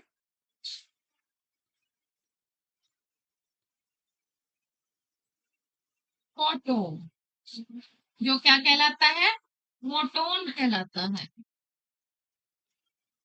लिख लीजिए, energy of each photon is equal to H into F, और एच इंटू न्यू भी कहते हैं इसे। एच आपको पता ही है, वैल्यू सी, तो इसका बेटे हम ऐसे भी लिख सकते हैं, E is equal to H into F, और इसको आप एफ को आप सबको पता है V is equal to N into lambda, formula पता है सबको? ये होता है V is equal to N lambda, N क्या फ्रीक्वेंसी है, एफ यानी कि एफ इंटू, आप इसे ऐसे भी कह सकते हो, अगर ये लाइट वेव है आपकी, जो स्पीड है, स्पीड ऑफ जो लाइट है वो कितनी, वी की जगह हम क्या लिखते हैं? सी, और इसको हमने ले लिया एफ, और ये हो गया लैम्डा। तो यहाँ से लैम्डा कितना, एच एफ कितना निकला बेटे? यहाँ से एफ आ गया आपका सी अपॉन लैम्डा, एफ कितना आ गया? सी अपॉन लैम्डा ही तो आया। तो ये क्या हो गया? यहाँ से एफ की वैल्यू रखो, ये यहाँ पे क्या हो जाएगा? एच सी अपॉन लैम्डा, यानी ई जो है वो क्या आ गया? H C upon lambda. इसका मतलब एनर्जी जो है आपकी किसकी? फोटोन की, क्या है बेटे? Is inversely proportional to lambda, यानी वेव लेंथ के रेसिप्रोकल की होती है फोटोन की एनर्जी। और बेटा अगर इससे रिलेशन लूं तो क्या आएगा? आपको पता है एच, एच क्या चीज है? प्लैंक्स कांस्टेंट, कांस्टेंट है तो कांस्टेंट ही रहेगा। तो इसका मतलब ई और एफ में कैसा संबंध है? E is proportional to F, what is the frequency. इसका मतलब क्या होगा बेटा? इसका मतलब तो ये है कि जो फोटोन की एनर्जी है वो क्या है? फ्रीक्वेंसी है। अगर फ्रीक्वेंसी बढ़ी तो फोटोन की एनर्जी बढ़ गई, अगर फ्रीक्वेंसी घटी तो फोटोन की एनर्जी घट गई। तो इसका मतलब क्या है? फोटोन किस पे भी आधारित है? सिर्फ फ्रीक्वेंसी पे। क्या है एनर्जी ऑफ फोटोन? फ्रीक्वेंसी है। फ्रीक्वेंसी बढ़ी तो एनर्जी फोटोन बढ़ गई, फ्रीक्वेंसी घटी तो फोटोन ऑफ एनर्जी कम हो गई। समझ में आई बात? अब आप याद रखेंगे कि अगर कहीं किसी क्वेश्चन में आ जाता है कि फ्रीक्वेंसी बढ़ाई गई तो समझ लीजिए कि उतनी ही एनर्जी ऑफ फोटोन बढ़ गई। समझ में आई बात? अगर किसी क्वेश्चन में आता है कि फ्रीक्वेंसी इतनी बढ़ी तो आप समझ लीजिए क्या बढ़ा? एनर्जी ऑफ फोटोन बढ़ी। और अगर फ्रीक्वेंसी घटी तो एनर्जी ऑफ फोटोन घटी। समझ में आई बात? और इसी तरह से जो ये संबंध है वही ये संबंध है कि अगर लैम्डा बढ़ी तो एनर्जी ऑफ फोटोन घटी, और अगर लैम्डा ऑफ फोटोन घटी तो एनर्जी ऑफ फोटोन उतनी बढ़ी। समझ में आई बात? समझ में आ रही बात? इसमें किसमें संबंध है एनर्जी ऑफ फोटोन? ई का एफ में सीधा संबंध है। जितनी एनर्जी, जितनी फ्रीक्वेंसी बढ़ी उतनी ही फोटोन की एनर्जी बढ़ी, जितनी फ्रीक्वेंसी घटी उतनी ही फोटोन की एनर्जी घटी। और उल्टा संबंध है ई में और लैम्डा में, जितनी वेवलेंथ बढ़ी उतनी ही एनर्जी ऑफ फोटोन घटी, और अगर जितनी लैम्डा घटी उतनी ही एनर्जी ऑफ फोटोन बढ़ी। समझ में आई बात? इसे दिखाने का मेरा जो मकसद था वो क्या था? आपको पता होना चाहिए कि अगर कहीं पे फ्रीक्वेंसी बढ़ी है या घटी है तो फोटोन में क्या होगा, उसकी एनर्जी में बढ़ने और घटने का संबंध कैसा होगा। ये बात बतानी थी, इसका मतलब ये तो चीज आपको पहले बता रखी थी, ये आप दोबारा क्यों बताई? इसीलिए बताई कि फोटोन की एनर्जी से इसका क्या संबंध है, एफ का और लैम्डा का। समझ में आई बात? मैंने आपको ये बताया था बेटे, एच सी का मान बताया था 1240 इलेक्ट्रॉन वोल्ट, बताया था बेटे। एम मैंने आपको बताया था, बल्कि नैनोमीटर में, जब लैम्डा किस में लिया था हमने, नैनोमीटर में। किस, ये बताया था ना? यस।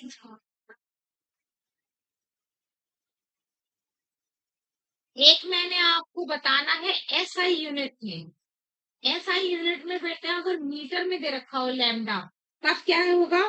तब होगा आपका E इज इक्वल टू, वो एंगस्ट्रॉम में है जब लैम्डा 12,400, तब तो लैम्डा ये नैनोमीटर में था, और वो लैम्डा किस में था? एंगस्ट्रॉम में था जब 12,400। अब देखो मीटर वाला, मीटर वाला है बेटे 2 × 10⁻⁻25 जूल, ये जूल में है, और लैम्डा किस में है? मीटर में। तब जो एनर्जी है वही है। एक्सी की वैल्यू कितनी हो गई? 2 × 10⁻⁻25।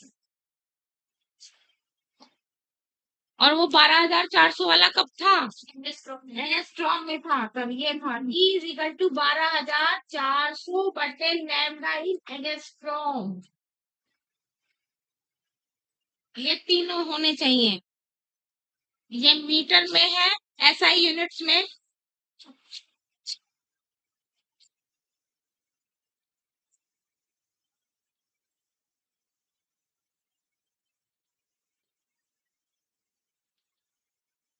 देखिए,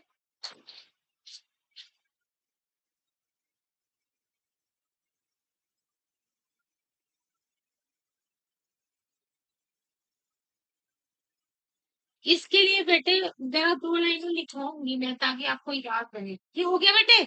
यहाँ तक नोट कर लिया? ये देखिए बेटा, जरा लिखिए इस वाले फंक्शन के लिए 2 लाइनें अपनी कॉपी में, ताकि आप भूलेंगे नहीं। ये लिखिए, इसका मतलब क्या लिखवा रही हूँ इधर? It means,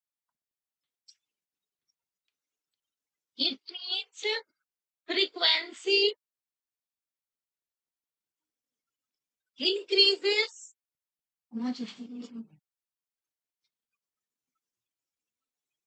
the energy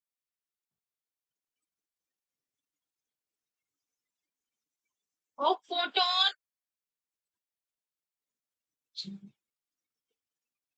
increases,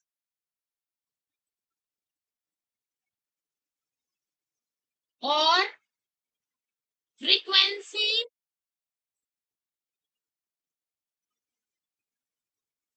decreases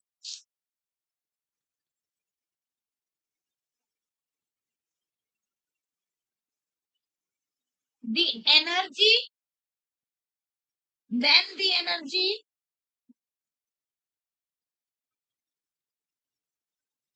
of photon decreases। ये बात समझ में आई?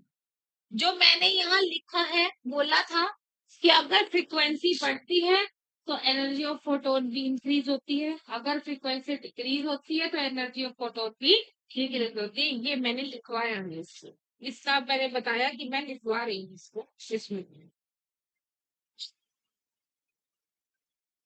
अच्छा, ये आपने पढ़ी एनर्जी ऑफ ए फोटोन, ये आपने क्या पढ़ा? Energy of photon. ठीक है बेटे, अब आप पढ़ेंगे energy of light.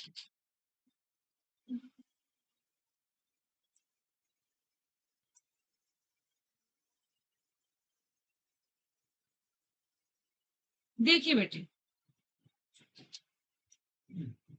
Energy of light जो होता है उसका सूत्र है E light is equal to N into H into F.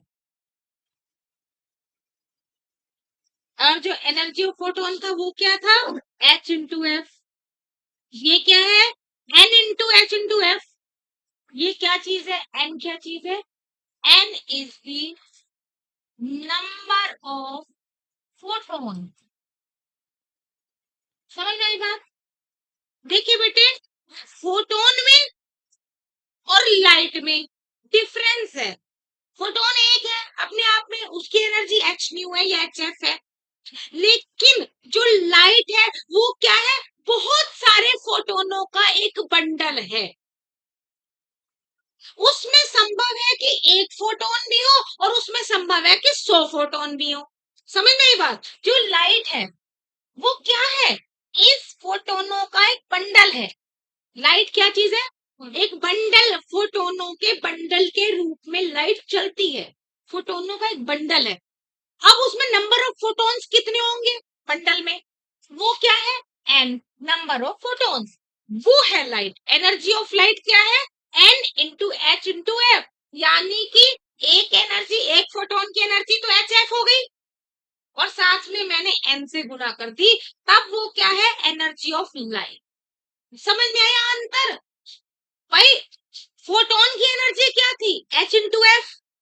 Photon की, एक फोटोन की एनर्जी क्या थी, एच इंटू एफ। लेकिन एनर्जी ऑफ लाइट क्या है, N into H into F, क्योंकि एन क्या चीज है, नंबर ऑफ फोटोन। क्योंकि लाइट जो है वो एक फोटोन से नहीं चलती, फोटोन के बंडल के रूप में चलती है। तो जब बंडल है तो एन क्या चीज देगी आपको, ये कितना भी संभव है बेटे, एन, एन क्या आपका हो सकता है, 0 भी हो सकता है, 1 2 3।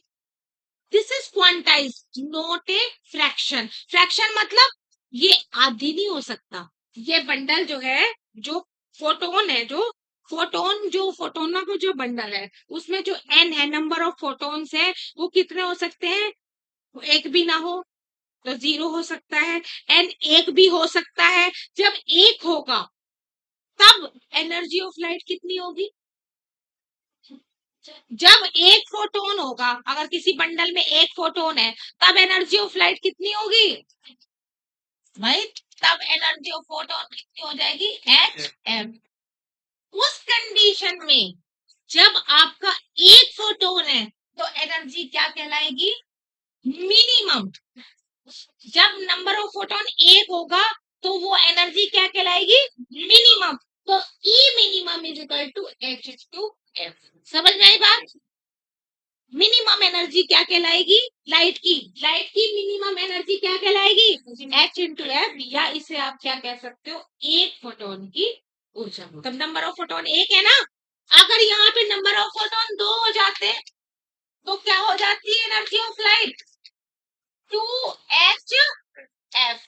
अगर आपके फोटोन ऑफ लाइट 3 हो जाते, नंबर ऑफ फोटॉन्स, तो 3 एच एफ। समझ में आई बात? लेकिन ये आपके लिए 2 का हो गया और ये 3 के लिए हो गया। और ई मिनिमम कब होती है, जब नंबर ऑफ फोटोन 1 हो। समझ में आई बात? मिनिमम एनर्जी कब होगी लाइट की, जब नंबर ऑफ फोटोन 1 हो। तो डिफरेंस समझ में आया? जो फोटोन की एनर्जी होती है एच न्यू, लाइट की एनर्जी होती है N into H into nu. दोनों में बेसिक डिफरेंस समझ में आ गया? Energy of light N H F, जबकि energy of photon H F. और इसी सूत्र से नंबर ऑफ फोटोन निकालने हो तो कैसे निकलेगा बेटे, एच एफ इसके नीचे ले जाओ, तो नंबर ऑफ फोटोन्स का सूत्र निकल जाएगा, N is equal to E light upon H F. अगर नंबर ऑफ फोटॉन्स निकालने हैं तो लाइट की एनर्जी को डिवाइड कर दीजिए एच एफ से, नंबर ऑफ फोटॉन्स निकल जाएंगे। और उसके बाद आपको पहले ही बता दूं कि H is equal to 1.5 comma 2.5 comma 3.5, this is not possible, this is cross कर दिया मैंने, नॉट पॉसिबल। ये क्वांटाइज्ड होता है, फ्रैक्शन नहीं होता। एन फोटॉन्स पैकेट के रूप में चलेगा, बंडल पूरे का पूरा होगा, चाहे वो 1 फोटोन का हो, चाहे 2 फोटोन का हो, चाहे 3 फोटोन का हो, लेकिन वो 1.5 फोटोनों का बंडल नहीं चलेगा। मतलब एक फोटोन और आधा फोटोन ऐसे नहीं, या ढाई ढाई फोटोनों का बंडल नहीं चलेगा। फोटोन या तो एक फोटोन होगा या दो फोटोन होंगे या तीन फोटोन होंगे। समझ गए? मैक्सिमम फोटोन कितने भी हो सकते हैं, नंबर ऑफ फोटोन्स अनंत हो सकते हैं, कितने भी हो सकते हैं, लेकिन फ्रैक्शन के रूप में नहीं होंगे, पूरे होंगे। क्वांटाइज्ड कहते हैं ना, लाइट इज क्वांटाइज्ड, क्वांटा के रूप में चले।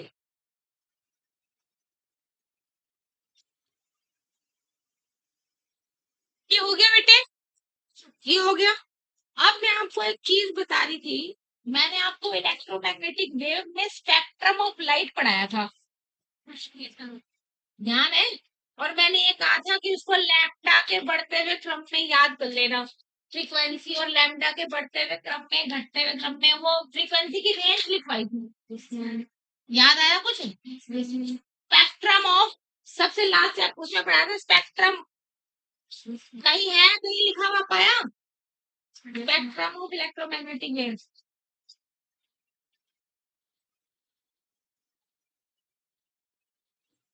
क्या पढ़ाया था मैंने? हाँ, ये सब बताया था ना, इनके स्पेक्ट्रम्स पढ़ाए थे, और ये कहा था कि इसके क्वेश्चन आते हैं, और कराए भी थे। और मैंने ये कहा था कि लैम्डा, और उसमें याद कर लीजिए इसको फ्रीक्वेंसी में। तो आप कहते हैं कि मैडम ने कहा तो दिया, करवा भी दिया, अब उसे याद करना कितनी बड़ी महाभारत है, हमसे पूछो, कोई बच्चों के दिलों से कोई एक चीज थोड़ी है मैडम, हजारों चीजें हैं, आपने तो कह दिया याद कर लेना बस आ जाएगा। तो भाई मैडम कोई ऐसा टेक्निक बताइए जिससे कि हम इसको इजीली कर सके। बेटे देखिए, मैं अब आपको इसी की इजी एक वो बता रही हूँ, इलेक्ट्रोमैग्नेटिक स्पेक्ट्रम। इसी इसमें भी है, स्पेक्ट्रम में भी, इसलिए पढ़ा रही हूँ इसको एनर्जी के रूप में। देखिए बेटा, इलेक्ट्रोमैग्नेटिक स्पेक्ट्रम जब हम एनर्जी के रूप में याद करते हैं तो इस तरह याद कीजिए।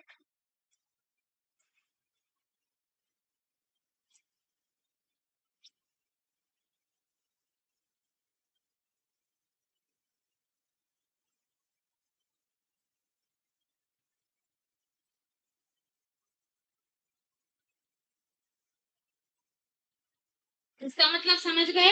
That is gamma rays, that is X rays, ultraviolet rays, visible light, infrared rays, microwaves और रेडियो वेव्स।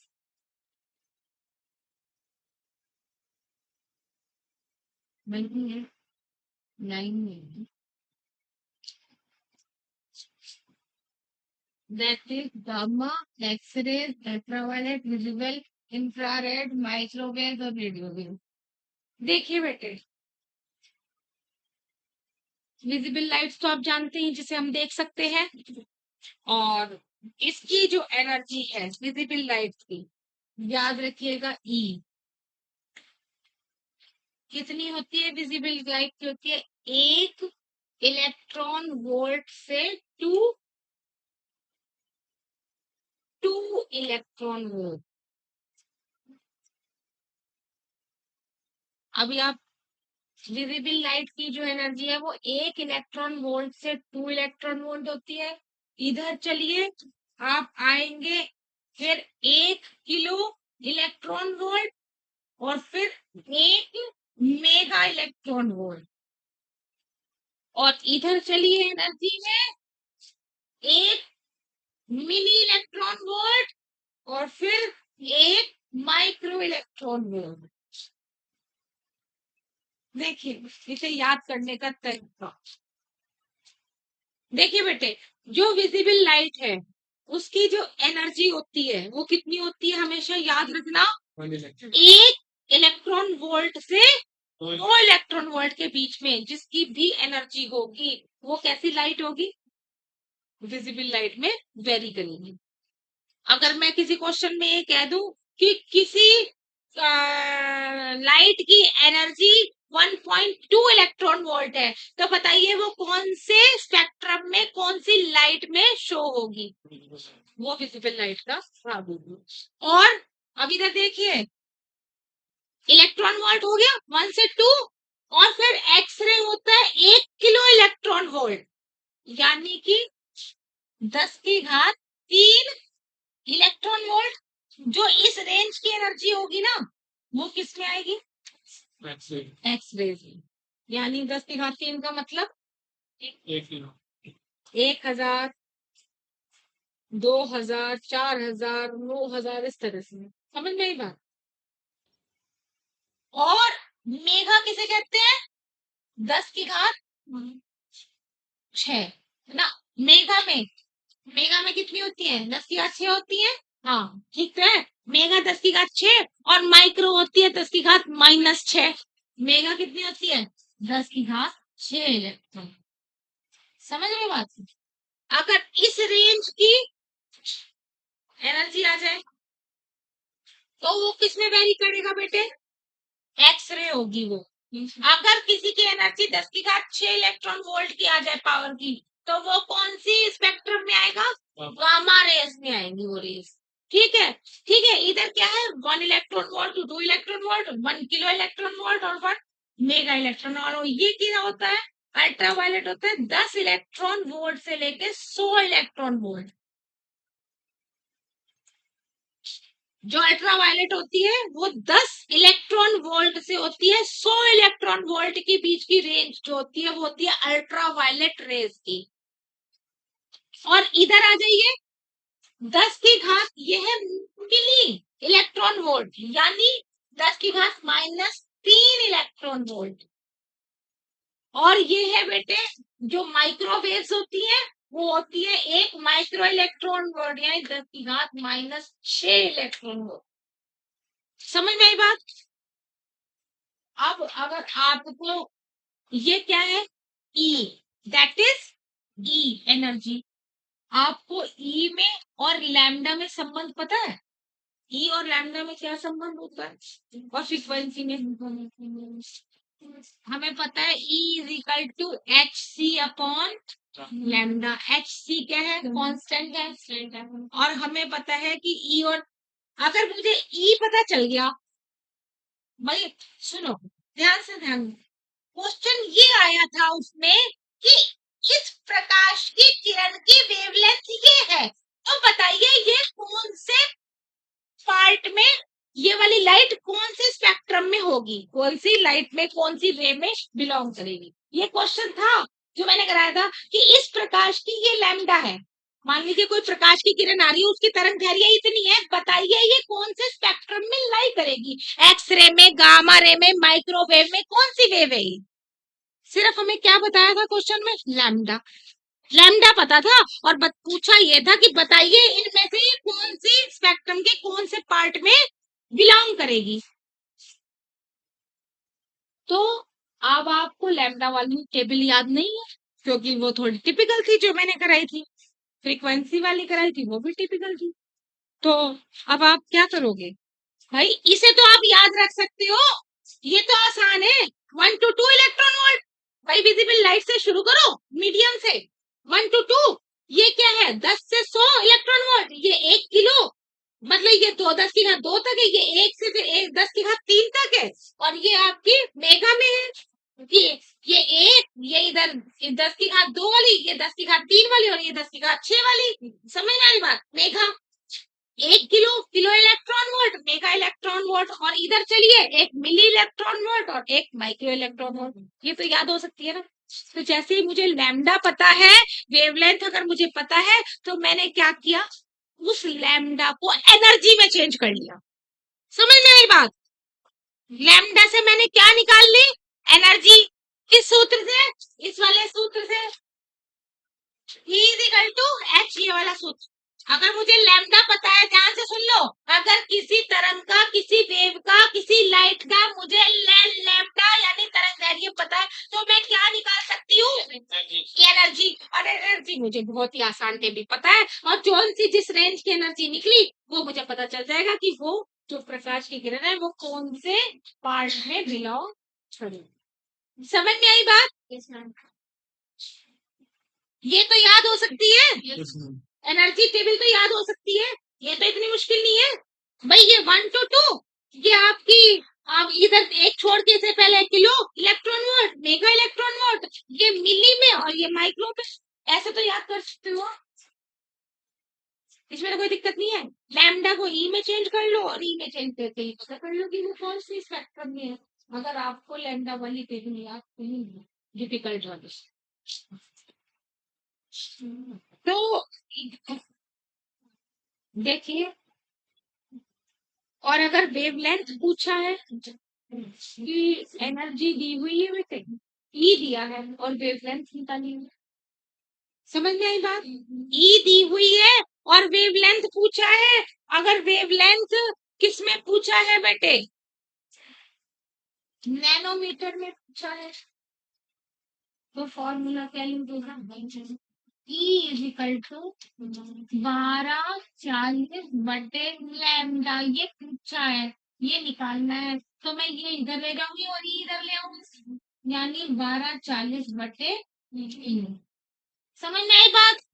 लैम्डा ई, अगर लैम्डा हमसे निकलवाना है, ई दिया है, तो मैं क्या करूंगी बेटे, 1240/E कर दूंगी और क्या मिल जाएगा मुझे, लैम्डा इन नैनोमीटर।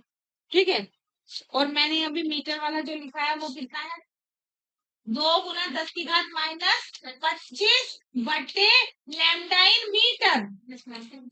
अब क्या था, ई, अगर मेरे को लैम्डा इन मीटर में पूछा है, निकाल लो वेवलेंथ इन मीटर में, तो 2 × 10⁻²५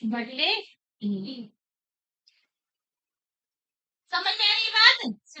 और अगर एंगस्ट्रॉम में पूछा है, लैम्डा एंगस्ट्रॉम में निकालो, लैम्डा इन एंगस्ट्रॉम में कैसे निकालोगे, ये हो जाएगी आपकी 12,400/E। ई किसमें है यहाँ पे, इलेक्ट्रॉन में।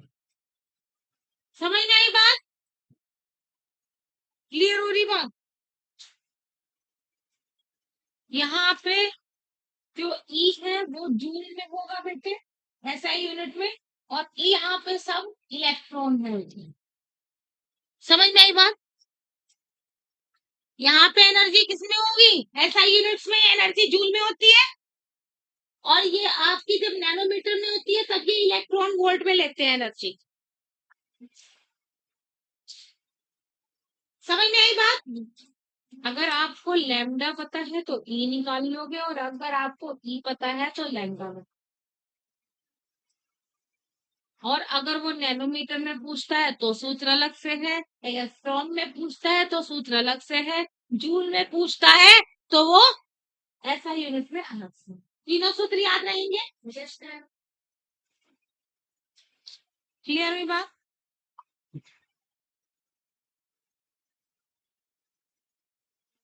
देखिए,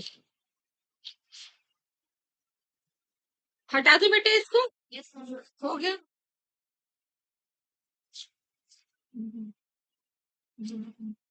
रेस्ट मास ऑफ फोटोन कितना होता है बेटे, बताया था,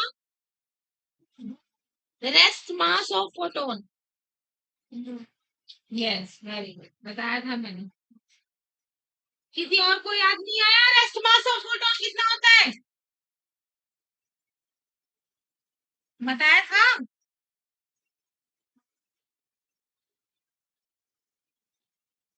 भाई रेस्ट मास का मतलब क्या होता है, जब फोटोन स्थिर हो, रेस्ट में, जब फोटोन रेस्ट में होता है तो उसका कोई अस्तित्व नहीं होता, जीरो। जब फोटोन रेस्ट में होता है तो उसका कोई अस्तित्व नहीं होता। उस समय उसका जो मास होता है, अगर हम ये कहें rest mass of photon, m0 से नोट करें तो वो होता है 0। कितना होता है, 0। रेस्ट मास ऑफ फोटोन होता है 0। अब आइए, दूसरा है बेटे speed of photon in vacuum. Vacuum किसे कहते हैं बेटे, निर्वात, जहां हवा नहीं होती, वो क्या होता है, वैक्यूम जो होती है, समझ गए? वैक्यूम समझ गए बेटे? वैक्यूम मैंने जहां हवा नहीं होती वहां पे फोटोन की जो स्पीड है वो कितनी होगी? कितनी होगी बेटे? मैं कुछ बराबर नहीं, पूरे उसी के बराबर, लगभग नहीं, पूरा प्रकाश की चाल के बराबर होती है, 3 × 10⁸ प्रति सेकंड। क्योंकि अगर हवा नहीं है तो जो फोटोन है ना वो प्रकाश की चाल से ही गति करेगा, यानी speed of light of is equal to speed of photon. समझ में आई बात? In vacuum. Second assumption। Third लिखिए, speed of photon in medium.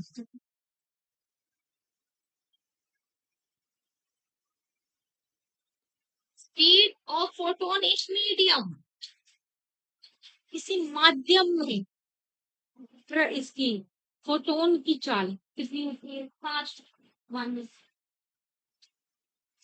5 में फोटोन की चाल कितनी होगी? किसी माध्यम में ले लिया मैंने, कितनी होगी बताइए?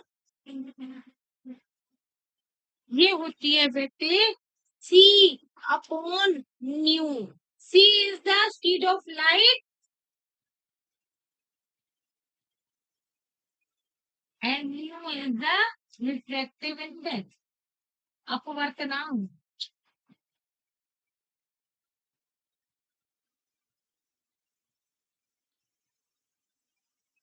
किसका? दूसरे माध्यम का, जिस माध्यम में अब वो जा रही है। मान लीजिए फोटोन कांच में जा रहा है तो कांच का अपवर्तनांक, रिफ्रैक्टिव इंडेक्स ऑफ मीडियम।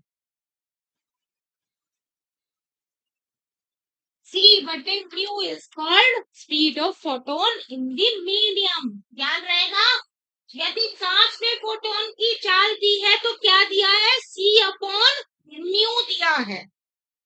किसी माध्यम में फोटोन की चाल दी है तो क्या दिया है? C अपॉन म्यू दिया है।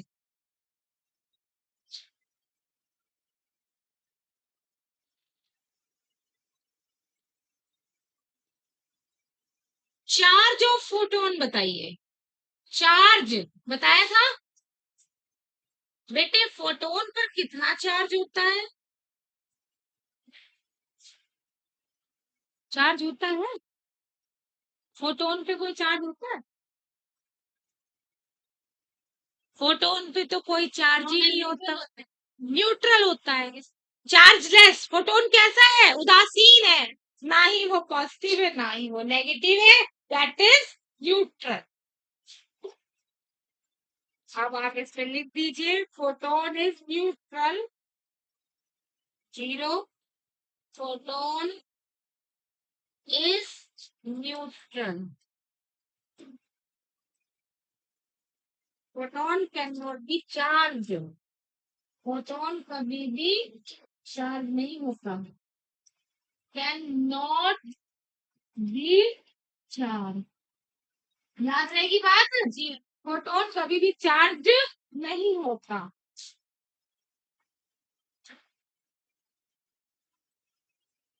अगला लिखिए, जब ये बेटे एक बात बताओ, जब इस पे कोई चार्ज ही नहीं है तो क्या ये इलेक्ट्रोमैग्नेटिक फील्ड में डेविएट करेगा? इलेक्ट्रोमैग्नेटिक फील्ड में तो डेविएशन करेगा ही, जब इस पे कोई चार्ज ही नहीं है ना प्लस पे। क्योंकि इलेक्ट्रोमैग्नेटिक फील्ड में तो क्या होता है, जब चार्ज चलता है तब तभी इलेक्ट्रिक फील्ड और मैग्नेटिक फील्ड क्रिएट होती है। जब कोई चार्ज चलता है तभी इलेक्ट्रिक और मैग्नेटिक फील्ड चलती है। तो जब इसमें कोई चार्ज ही नहीं है फोटोन में, ये तो क्या है? एक एनर्जी का रूप है। समझ में आई बात? ये क्या है? एक एनर्जी की रूप है, लाइट। ये कोई भी चार्ज ही है इसमें, फोटोन में। तो इसमें क्या होगा, ये इलेक्ट्रिक मैग्नेटिक फील्ड में कभी भी डेविएट नहीं होगा फोटोन आपका। लिख लीजिए, photon cannot be deviate, photon photon can not be deviate in electromagnetic field, electric magnetic field। समझ में आ गई बात? ये इलेक्ट्रिक मैग्नेटिक फील्ड में, इलेक्ट्रोमैग्नेटिक फील्ड में डेविएट नहीं होगा।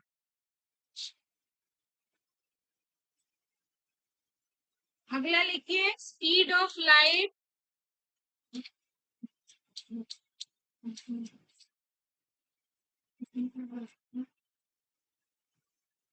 does not depend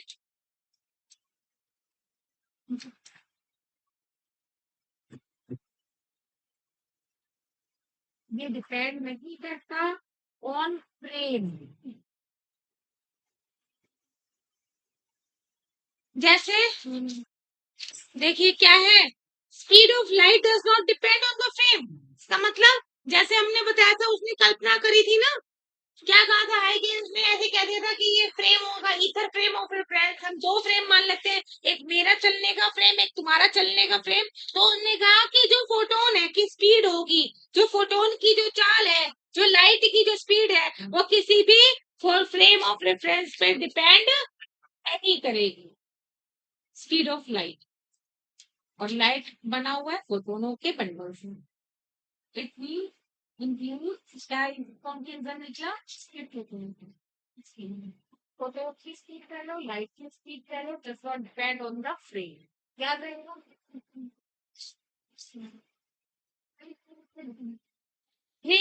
frame of, जैसे जब आप रिलेटिविस्टिक मोशन नहीं पढ़ते कि वो एक फ्रेम ऑफ रेफरेंस मेरा है, एक तुम्हारे से, एक मान लीजिए कोई गाड़ी चल रही है, उसे दो आदमी देख रहे हैं, एक मैं देख रही हूँ और एक इस गाड़ी के जो पीछे खड़ा है वो देख रहा है।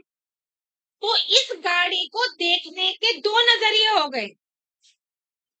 तो जब दो नजरिए हो गए एक चीज को देखने के, तो फ्रेम ऑफ रेफरेंस कहते हैं दो हो गए। समझ में आई बात? एक वो गाड़ी मेरे फ्रेम ऑफ रेफरेंस से देखी जा रही है, आप समझ रहे हो, और जो दूसरी आईज है उस गाड़ी को देख रही है, वो सेकंड फ्रेम ऑफ रेफरेंस। अगर एक चीज को दो आंखें देख रही हैं, तो इसका मतलब दो फ्रेम ऑफ रेफरेंस है। समझ में आई बात? मान लीजिए गाड़ी ऐसे चल रही है, ठीक है, मैं इधर खड़ी हूँ और एक उस तरफ खड़ा है। तो मेरे फ्रेम ऑफ रेफरेंस एक आता है कि गाड़ी मुझसे दूर जा रही है, लेकिन जो उधर खड़ा है वो तो ये कहेगा कि गाड़ी मेरे पास आ रही है। समझ में आई बात? हम एक चीज को दो नजरियों से देख सकते हैं। जैसे मैं यहाँ खड़ी हूँ, मैं ऐसे खड़ी हूँ, ठीक है, मैं ये कहती हूँ कि भाई ये क्या कहा जाए, भाई सीधी सी बात है कि जैसे मैं यहाँ खड़ी हूँ, कोई गाड़ी मेरी तरफ आ रही है, लेकिन अगर कोई उस तरफ आदमी खड़ा है तो वो तो ये कहेगा कि गाड़ी उससे दूर जा रही है, लेकिन मेरी तरफ से ये कहेगी गाड़ी मेरे पास आ रही है। तो दो फ्रेम ऑफ रेफरेंस हो गए कि नहीं? दो नजरिए हो गए एक चीज को देखने के, उसे कहते हैं फ्रेम ऑफ रेफरेंस। लेकिन जो लाइट की स्पीड है वो किसी भी फ्रेम ऑफ रेफरेंस पे डिपेंड नहीं करती। समझ में आई बात? चाहे उस फ्रेम ऑफ, कहने का मतलब है, चाहे एक व्यक्ति यहां से देखे लाइट को या एक व्यक्ति वहां से देखे लाइट को, स्पीड ऑफ लाइट हमेशा एक जैसी रहे, फ्रेम पे डिफरेंस नहीं हो, देखने के नजरिए से वो डिफरेंट नहीं हो। समझ में आई बात? जो स्पीड ऑफ लाइट है वो डिफरेंट नहीं होगी अलग अलग देखने से, अलग अलग बंदों से।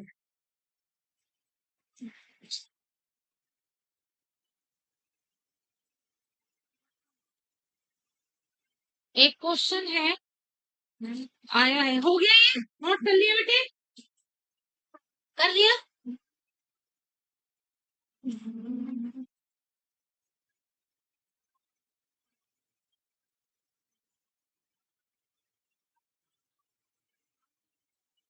ब्रेक?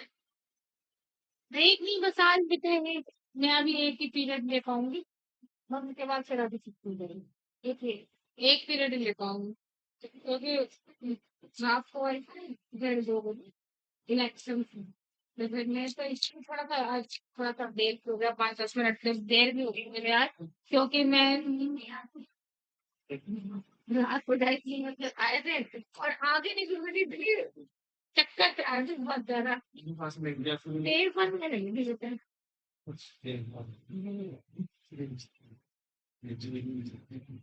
देखिए सोचते हैं इस सभी जब आप सोचेंगे अपने आप और अपने आप जब उत्तर देंगे इस चीज का x raise can deviate in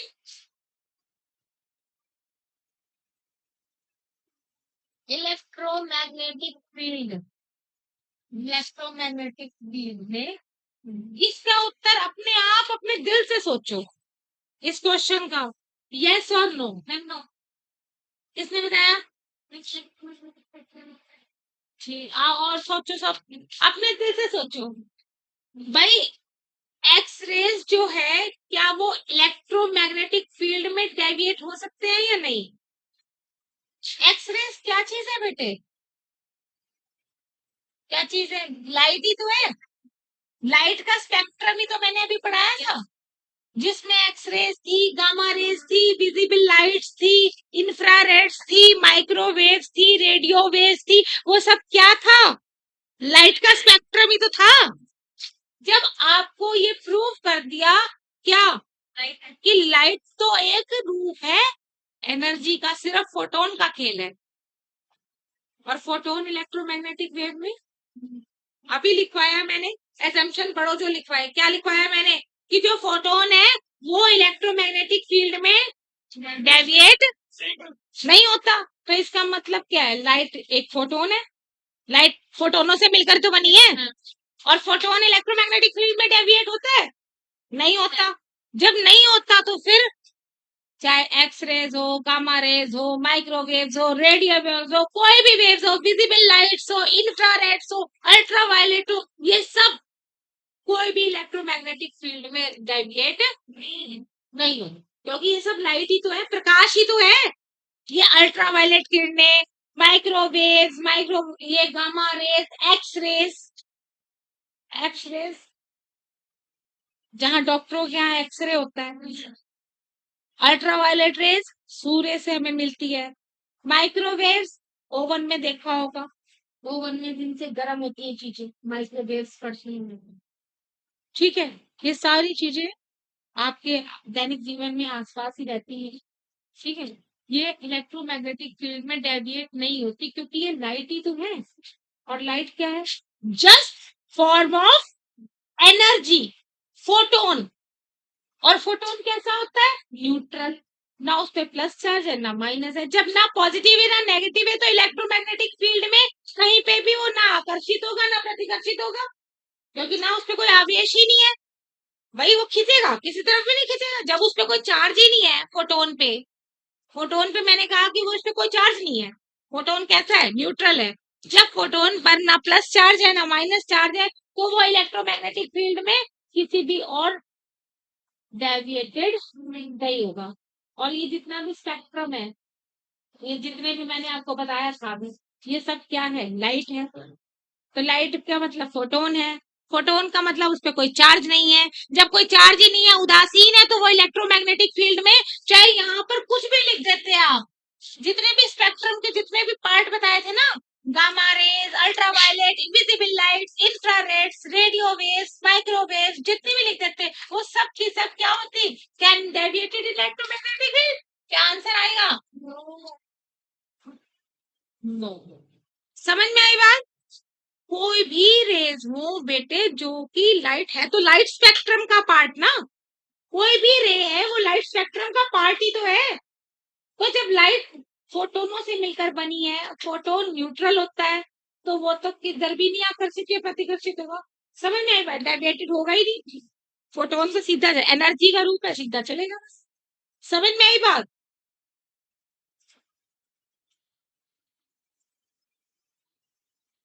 अब आइए For any relativistic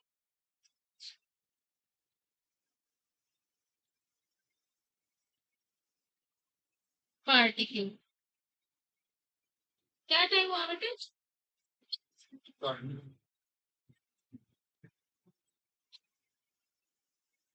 साढ़े 8 शुरू क्या था शायद, हमने नहीं समझ।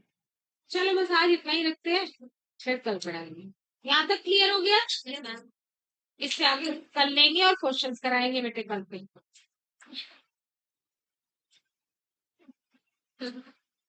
हाँ कल